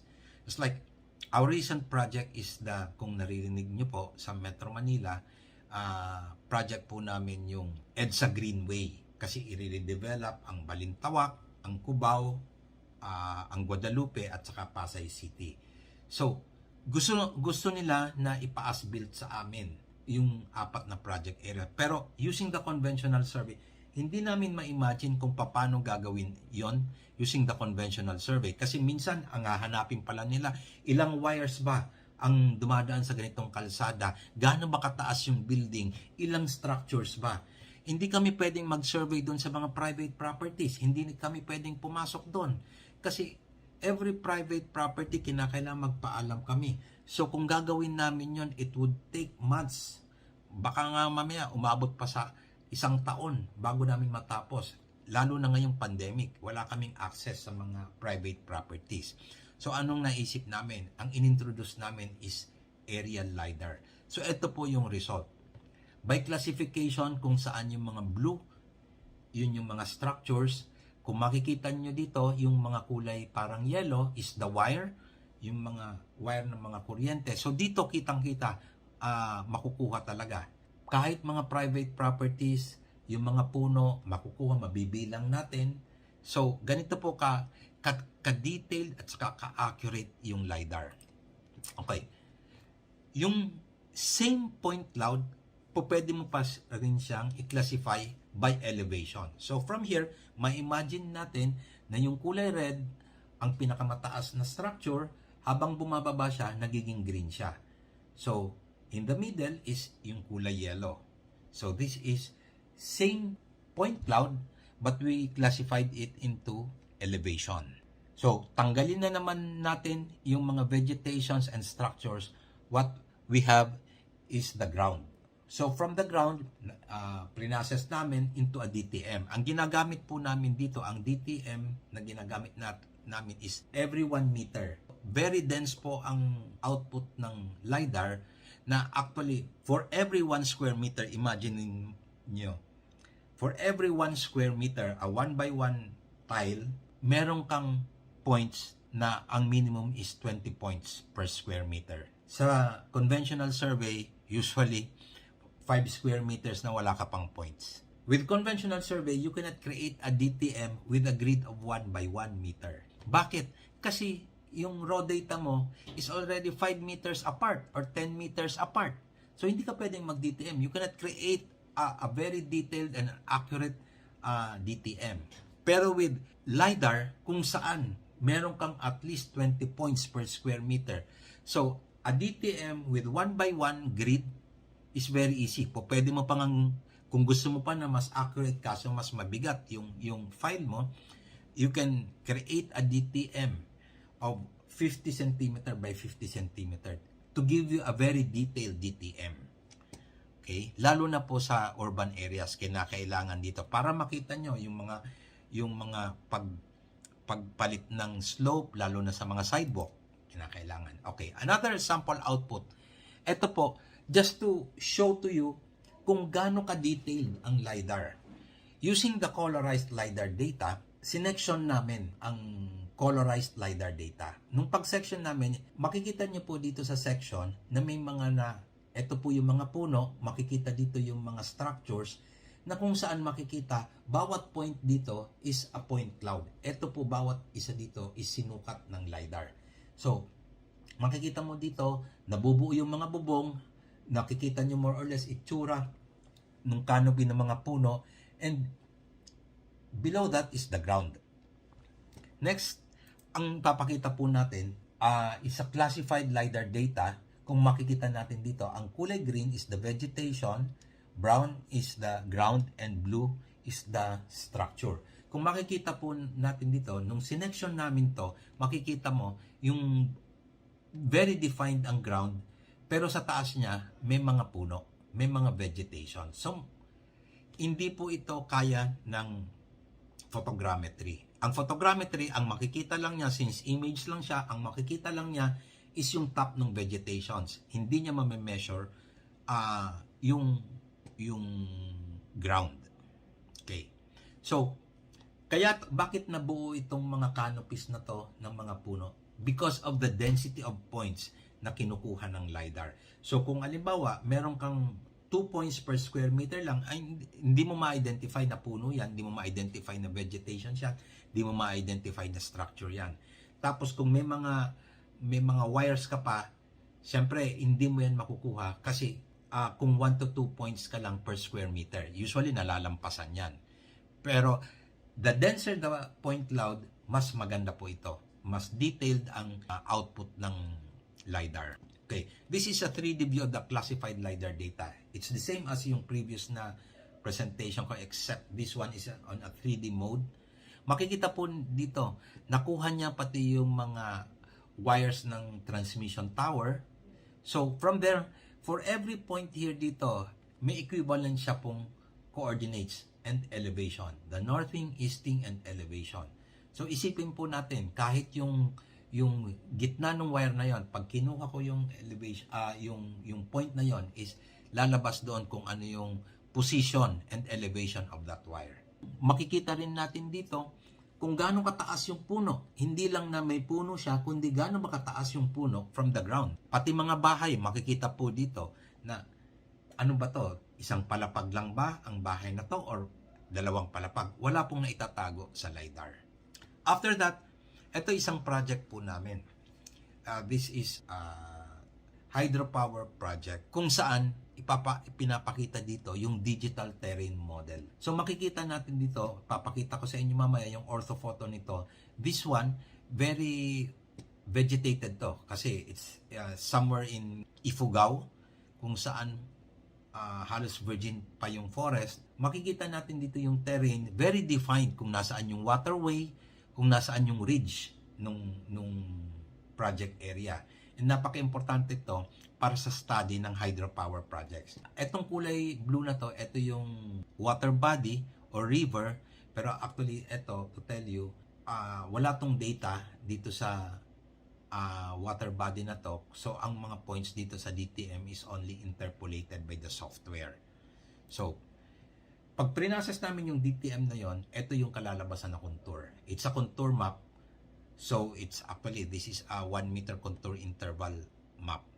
So with our LiDAR scanner, nakaka-create din kami ng orthophoto. So ito po yung sample na itsura ng georeferenced orthorectified map. Yung photos namin, yung camera namin is not like an ordinary camera, but it's a 100 megapixel camera na kahit ganito po kaliit yung mga structures, pag zoom in mo po ito po ang kalalabasan. Very detailed pa rin. So, etong portion na to, actually, it's a photogrammetry. Pero, since yung equipment namin is capable of doing photogrammetry and at the same time LiDAR, ipinatong namin yung contours na processed from the LiDAR on the orthophoto. Kung makikita natin dito sa portion na to is heavily vegetated. Pero nakuha pa rin natin yung terrain nung area because of LiDAR, hindi dahil sa photogrammetry. So makikita dito yung mga rice field, sinusundan talaga ng contour, yung mga lines ng rice field. So makikita natin na very accurate yung LiDAR. So etong mga blanco na to, it's a road. So usually ang road walang contour. So ito po yung pinaka-output namin. This is a topographic map. Ito na po yung output ng area na yon.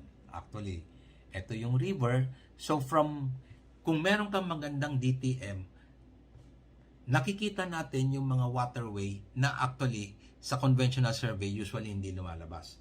Kasi usually ang waterway is nakatago dun sa mga vegetations. Pero kung very dense kasi yung points, madedetect niya through DTM na ito pala is waterway. Kahit yan maraming talahib dyan, makukuha po ng LiDAR. Pakita ko po sa inyo, with LiDAR data na na-colorize mo, ang kliyente hindi na kinakailangan pumunta mismo sa site para i-inspect niya ano bang itsura nito sa ground. You can have it through our software, makakapag-fly through ka, mai-inspect mo gaano ba talaga ka-dense yung forest, gaano ba katataas yung mga puno, ano ba talagang itsura, ano ba talagang terrain. Dito makikita dito yung fly-through. Makikita nyo na parang akala mo naandun ka sa site. Pero using LiDAR, matitipid nyo na yung oras nyo na hindi nyo na kinakailangan mag-travel, maglakad sa forest because yung LiDAR data mo will speak for itself na ito yung itsura ng project area. So, we have also the mobile LiDAR scanning.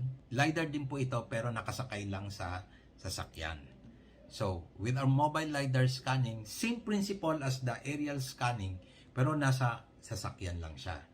Ang scanner namin is the BMC 2000 which means it has a measurement range of 2 kilometers. So, ibig sabihin kahit malayo yung bundok na yon, pag sinipat namin doon, kuha na namin yung terrain ng bundok na yon. Pero ang effective measurement rate niya is only 396,000 points measurements per second. Ito po yung mobile scanner namin. Anong sample output nito? With that scanner, pag in-scan namin ang kalsada, kaya namin mag-detect ng mga cracks sa kalsada na magiging useful sa mga planner. Ito bang mga kalsada nito? Papakita namin gaano ba kalala ang cracks na to. Ito ba crocodile cracks? Different kinds of cracks na hindi lang makikita natin sa picture kundi ma-measure talaga natin. This mobile scanner can be used as terrestrial scanner. Pwede siyang gamitin pag nagkakaroon ng forestry surveying or tree counting. Kasi makikita dito gaano ba kataas talaga, gaano ba kalapad yung trunk niya. Dito makikita talaga. So, this is the same equipment pero naka-terrestrial lang siya. Ibig sabihin ng terrestrial is pwede mo siyang maitayo lang sa tripod. Ito po yung isang output ng terrestrial scanner. So kitang-kita mo ilang branches yan. Very detailed po siya, pati mga wires, yung gaano ba kataas, gaano kalapad yung canopy ng vegetations. Usually ginagamit namin to for tree counting survey. Ito po yung pangatlo pong scanner namin. What we call the terrestrial LiDAR scanning. Ito po yung tinatawag namin na phase-based. This is for detailed architectural as-built surveying. Ang range po nito is kaya siya tinawag na Focus X330 because ang range po niya is 330 meters. It can be used indoor or outdoor pero pag tinignan po natin, ang error niya is only plus or minus 2 millimeters. So very accurate siya. And the measurement speed niya is 976,000 points. Measurement speed, points per second. So, meron po din siyang naka-attach na camera up to 70 megapixels. So, ito ginagamit po namin to for architectural, yung mga as-built for documentation, to produce a 3D as-built, lalo na for BIM, na gusto nilang makita mga assets nila or sa design, gusto nilang makita ano ba yung as-built, 3D as-built ng isang lugar. Ito po ang ginagamit namin. Pero ito pong faro, it cannot penetrate vegetations. So, ito po ang limitation ng faro. This is a sample output ng RGB point cloud using faro. Kung makikita, pina-as-built sa amin yung asset ng isang geothermal company. Gusto kasi nilang makita yung mga tubo doon, ilang tornilyo ba ang nakalagay dyan, ano bang taas nung mga tubo, gaano ba kahaba ang tubo para anytime na nagre-repair sila, hindi na nila kinakailangan pumunta sa site para sukatin. Meron na silang documentation, meron na silang 3D CAD nung mismong facilities nila. So, with that, ito ang output namin.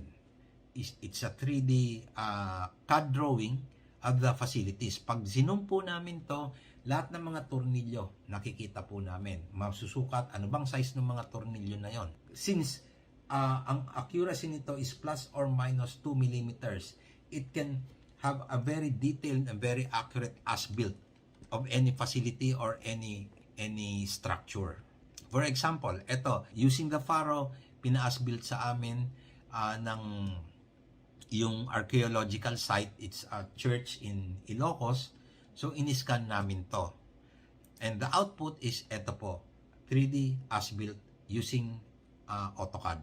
Ito po, pati po yung mga images, pati yung mga design sa front ng church is nakuha po namin with an error only of mga plus or minus 2 millimeters. Tapos, narorotate to since it's a 3D model in CAD. So, from that, we can have sections very easily, a front section, front view of the church, the back view, the right side view, any view. can be done already because you have the 3D model in CAD file. Isa pa po sa mga assets ng company namin, we have now the latest multi-beam echo sounder. Ito naman po, it's just like a LiDAR, pero this time, ito po yung sa ilalim ng dagat. So, ito po yung latest technology din na actually kami po ang pioneer dito sa Philippines nito. So, we have also the survey vessel. So, yung pang-survey po yun, survey ng pang-tubig, pang-dagat, at saka pang-il. Ang multi-beam methodology is just like a LiDAR, except it's scanning through the use of sound. Kaya sonar siya. So, from there, makakakuha kami ng data sa ilalim ng dagat para makakita talaga ano ba talagang itsura ng DTM or terrain sa ilalim ng ocean floor. So, with this, ito yung mga photos ng typical fieldwork namin sa ground. So, using the multi-beam, binababa namin sa ilalim ng dagat, and inside the survey vessel, na andun yung computer, real-time yung pag-collect ng data, and pati pag-process ng hydrographic survey. So, it is a sample output ng bathymetric. Halos more or less same as yung LiDAR, except, syempre, pag sa ilalim ng tubig, we cannot do photos. Hindi kami pwedeng makapagbigay ng RGB, colorized data ng multi-beam. So, ito example ng mga GPS control na in-establish namin using the GPS. So, ito po yung typical example. So, if you have any questions, pwede po namin sagutin hanggang sa makakaya po namin. Thank you.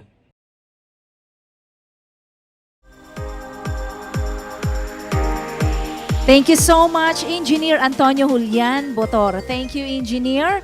And we are actually very overwhelmed by the information that you have just given us about the superior LiDAR surveying method. And we also now have in the Philippines survey vessel. That's really amazing. And also, it's the fastest available surveying method so far in the technological advancement. It's the LiDAR surveying method. Thank you, sir. That's very informative. Right now, we have several questions for you. The first one is coming from the agri-based participant. Given the advances in aerial LiDAR surveying method, what are the possible costs incurred during the process of surveying? Ito po, to be really specific, for example, for 1 hectare, how much would be a geodetic, how much would a geodetic engineer charge to a property owner? Good afternoon, everybody. Ang sagot po kasi dyan, based doon sa sinabi ko kanina, ang LiDAR kasi is mas advantageous siya pag ginagamit siya on a wider area. Kasi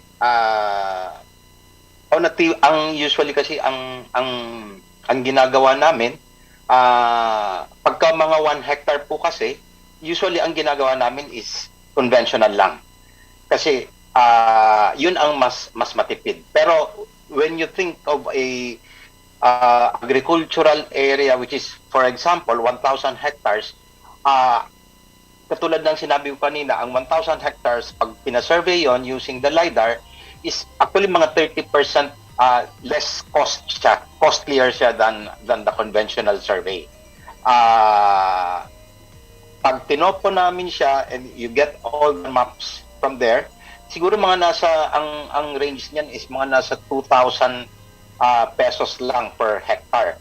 Ang kagandahan po dito lang, since ang CamSur kasi, malaki ang area ng CamSur, mas matipid pagka ang survey na agricultural is mas malaki. So, actually, ang inaano ko nga dyan is to promote talaga ang agricultural sector dito sa CamSur. Mas maganda kasi kung ipalidar ang buong CamSur kasi it's not only the agricultural sector ang makikinabang dito. Lahat ng sectors makikinabang dito. So, pagka dinivide mo yung mga cost nito between the agricultural sector, mga LGUs, sabihin na natin may mga minings, tapos yung iba pang mga hydropower, mas lalo pong mas nakakatipid tayo. Yun po. Opo. Thank you so much, Engineer. And also, we have here the second question. Can HD surveying be used to assist in the improvement of other industries such as agriculture for efficiency of agricultural lands? Does our LiDAR surveying method have an application in other industries? Yes, actually, ang ganda po nung tanong na yon. Since ang LiDAR po kasi is nako-cover na lahat. And every aspect sa industry natin nangangailangan ng mapa. For example, ang nagtanong sa akin ngayon is yung agricultural sector. Aside from that, meron pang mga nangangailangan, even the LGUs, even yung ibang mga industries, even nga yung sa government, kinakailangan ito. So, kinakailangan natin meron kasing isang mapa na magamit ng lahat. For example, ang LGU, kinakailangan, or ang provincial government, kinakailangan meron, there's a need really for a master planning of CamSur. Kaso paano makakapag-master plan ang CamSur kung wala talaga tayong updated na mapa? And sana kung meron tayong ganitong mapa na nakikita natin sa actual, ang government na CamSur, kaya niyang sabihin, ito will be devoted only for agricultural sector. Ito malapit sa bundok, hindi po pwede, delikado to. So, hindi natin pwedeng ilagay dito yung mga tao. So, ito ang kinakailangan ngayon para lahat ng mga stakeholders or lahat ng mga affected sa CamSur is merong pinagbabasehan lang isang mapa. And the very important dito is the master planning ng government. Kasi with a very good master planning, ma-eliminate natin na minsan yung agricultural land nako-convert into other classifications ng kasi wala tayong mapping eh. Pero kung meron tayong isang mapa, ito pala, halimbawa, although hindi ko alam yung iba pala, halimbawa, itong bundok na to is suitable for mining. Ito pala, huwag nating tatabihan ng agricultural activities dito. So, ang sinasabi ko lang po is, kinakailangan natin ang pinaka-master na mapa sa CamSur para magkaroon tayo ng master planning sa CamSur para at least meron tayong what you call that, guidance pagdating sa development sa CamSur. Thank you po. Yes, sir. I like that, sir. The idea of having just one master map for CamSur. Yes. Great idea. We look forward for that. And we also look forward that our government may have probably that possible move of having this LiDAR technology for our map. So shout out to Governor Miggs for that. Moving on to the third question. How can the LiDAR surveying method be used to support the development of green infrastructure? This is in relation to the morning session, sir. Yeah. Actually, ito kasi ang remember tayong may mga planners tayo, and even the LGUs, sa totoo lang kasi bulag sila kung ano talagang situation ng CamSur. Hindi natin sinasabi na kaya sila bulag kasi it's just nagbubulag-bulagan. Wala kasi silang map. Walang iisang map and walang updated na mapa ang CamSur. So, katulad ng sinabi ko kanina, paano ka magkakaroon ng master planning? Paano ka magkakaroon ng urban planning? Paano mo malalaman kung itong LGU na to, ilan na ba ang population nito? Ilan ba ang structures? Ilan ba ang nasa lugar na hazardous? Even geohazard mapping, monitoring, lahat to, it would boil down to asan ba yung mapa? Lahat ng consultant, lahat ng master planner, lahat ng urban planner, always na ang hinahanap, asan yung mapa? Ito bang mapa na gagamitin ko is updated ba to? Detailed ba to?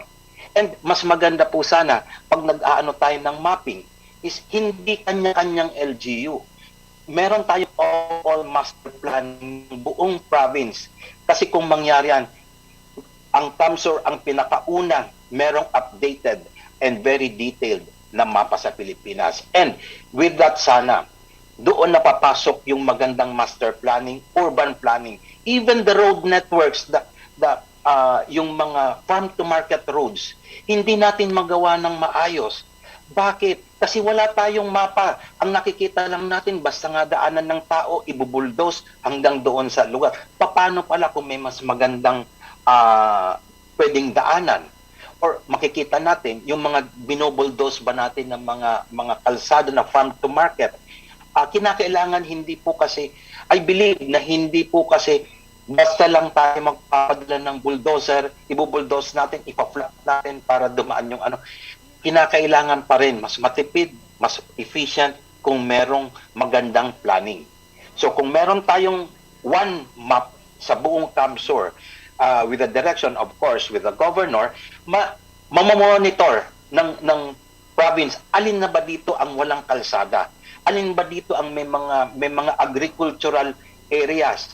Oh, dito pala sa mapa, maganda, malaki ang area dito for agricultural. Ang nakakapagtaka, wala palang kalsada. So with this, kinakailangan natin itong map na to para talaga ma-visualize natin ano ba ang situation, ano ba ang kalagayan ng CamSur, ano ba, alin ba dito ang dati forested, alin ba dito yung nakalbo na yung mga kabundukan, because wala tayong mapa. With this photogrammetry and LiDAR, para kasing etong sinasabi po namin is all-in-one ito. Hindi natin kinakailangan piliin, dito lang muna tayo.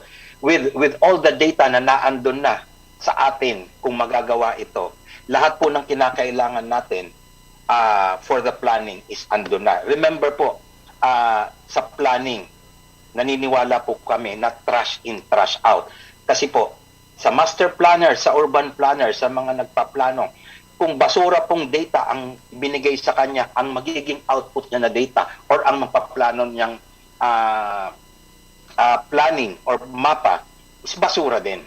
Never po na nagkaroon ng basurang data tapos inayos ng master planner, ang lalabas niya is maganda. It always comes, ano ba yung source ng data natin? Yes, thank you so Okay much, po. Engineer. And you have no idea, sir, you have just pumped up the excitement in the hearts of many people right now that you have just informed us about LiDAR method, which is really the fastest available surveying method in the land now.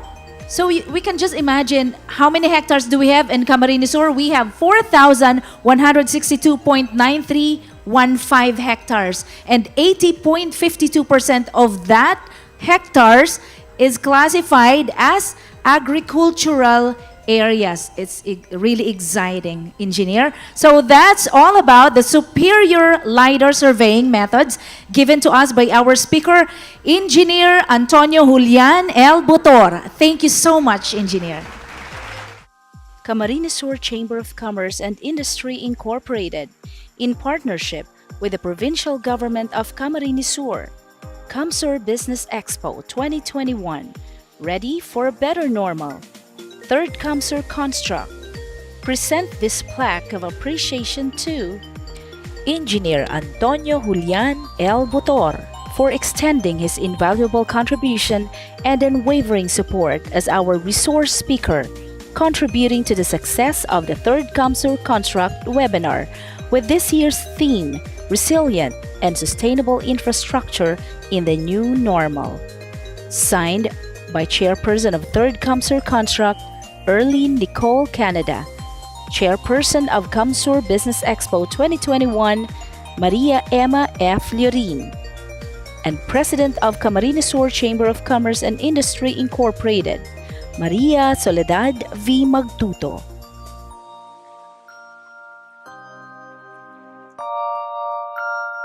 Introduction of speaker for Advanced Plumbing and Waterworks.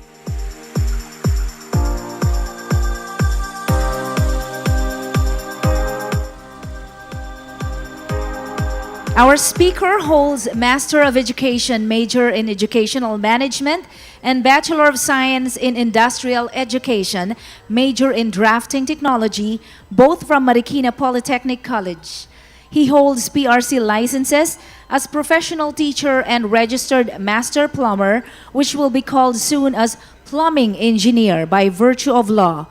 Plumbing Engineering Bill, or according to the Plumbing Engineering Bill. He is an industry practitioner as CAD specialist, designer, and contractor. He started his teaching career at Claret School of Quezon City as drafting teacher.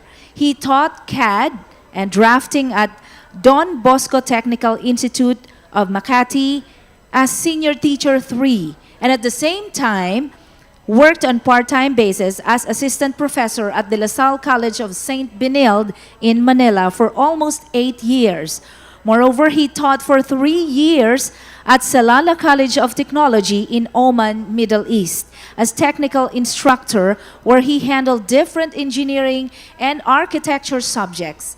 In 2011 to 2014, he worked as an instructor at the Marikina Polytechnic College, and his beloved this is his alma mater, or beloved alma mater. He handled architectural design-related subjects and professional subjects in the College of Technology. Currently, he is working as master teacher at San Jose del Monte National Trade School. He also works as a part-time assessor of technical drafting NC2 in TESDA, Pamamarisan District. Friend, ladies and gentlemen, it's a great honor to present to you our speaker, a registered master plumber, Mr. Sonny B. Ojeda. Salamat po sa napakagandang pagpapakilala. Again, I am going to discuss the plumbing design analysis, which is part of water management in accordance with the Uniform Plumbing Code 2000 and the revised National Plumbing Code of the Philippines 1999. So according to our Republic Act 9275, which is also known as the Philippine Clean Water Act of 2004, directly using of booster pumps in the distribution system is prohibited by law. So yung unang linya na nakasample ko dito, from water meter going to booster pump to pressure tank to the house, ito po ay bawal. Ano yung pwede? Ito po. Pwede po kung gagamit tayo ng storage tank bago natin hihigupin ng pump. No? So bawal po yung from water meter going to booster pump na hindi siya dadaan sa storage tank. Okay. So pang motivate lang yan sa inyo. So bago tayo magsimula sa ating design analysis. So eto na yung main part ng ating pag-uusapan. So we need to consider first the daily water demand. Kung gaano ba karami yung occupants dun sa isang bahay na yon. Then the daily water demand per person is 45 gallons. This is according to our United Nations Economic and Social Commission for Asia and the Pacific. So etong study na to ay ginawa nila at nalaman nila na 45 gallons ang kailangan ng isang tao o ng Pilipino sa isang araw. So 6 times 45 syempre will give us the 270 gallons. So let us now determine the size of cistern or the water storage, which is the formula is equal to water demand times the 300%, no? Dahil ang target natin dito ay magkaroon ng 3 days na supply kung sakali mang mawalan ng tubig. So 270 gallons times 300 will give us 810 gallons, which is also equal to 3.07 cubic meter using our conversion factor, no? So, i-assume natin yung length, yung width, and the height, and that will give us the volume of our cistern. No? So, ganito lang yung sample natin. So, bibigay ko sa inyo yung format nito, yung Excel file ko na maaari nyong i-download dun sa aking webpage mamaya para makapag-workshop tayo. No? Magagawa nyo yung ating pinag-uusapan tungkol dito. So, mamaya pag-uusapan natin yan kung saan yun i-download. So, makinig muna tayo. So, yung ating namang tangke ng tubig, yung best tank, paano naman natin malalaman kung anong size ng ating tangke ang bibilhin sa market? So, in our result, we have 810 gallons, no? So, yung available na water tank sa market ay eto. 206, 400, 526, hindi pa pwede. 700, hindi pa rin pwede. So, 856 or 53 gallons, ito na yung posible, no? Or the code of 3,200. Ito ay yung katumbas niya naman sa liters, no? So, 853 gallons ang tugma. Kaya dun sa aking slide, kung babalikan natin, our best tank 850 gallons capacity or the code 3,200. Yung ating magiging water storage. Ito yung sa baba, no? Na tugma para sa 3 araw na kahit mawala ng tubig yung ating local water district, hindi nag-supply, no? Sa araw na yun, halimbawa, nawalan siya ng tubig, magkakaroon pa rin ng tubig yung building na yun, na good for 3 days. Alright. So, in our next slide, paano naman natin isa-size up yung elevated water tank? So, based on our formula, overhead tank is equals to the family or the total water demand times 150%, or which is good for 1.5 days. So the 270 gallons times 150% will give us 405 gallons. So yung nabibili sa market na tangke ay 400 gallons capacity na malapit na ngayon dun sa ating nakuhang value. Okay? So in our next slide, we will I will just recommend to you the size of water tank appropriate for up to 5-story building. So yung 3-port or 75 horsepower na 550 watts with a maximum flow rate of 52 liters per minute or the maximum head of 52 meters. No? So, etong klase ng centrifugal pump na to ay kayang-kayang magbato ng tubig na hanggang 5-story building. So, yun yung aking based on sa experience, no? Pero pwede rin itong i-compute ng ating mga electrical engineers, no? At kinukonsidera nila dito pati yung loss, no? Friction loss na tinatawag natin dahil dun sa mga coupling, sa gate valve, sa check valve, and so on. Okay, so let's proceed to our second slide or next slide. Sizing of drainage and the vent pipes. So, unang-unang inaalam natin dito ay yung drainage fixture unit or the DFU values.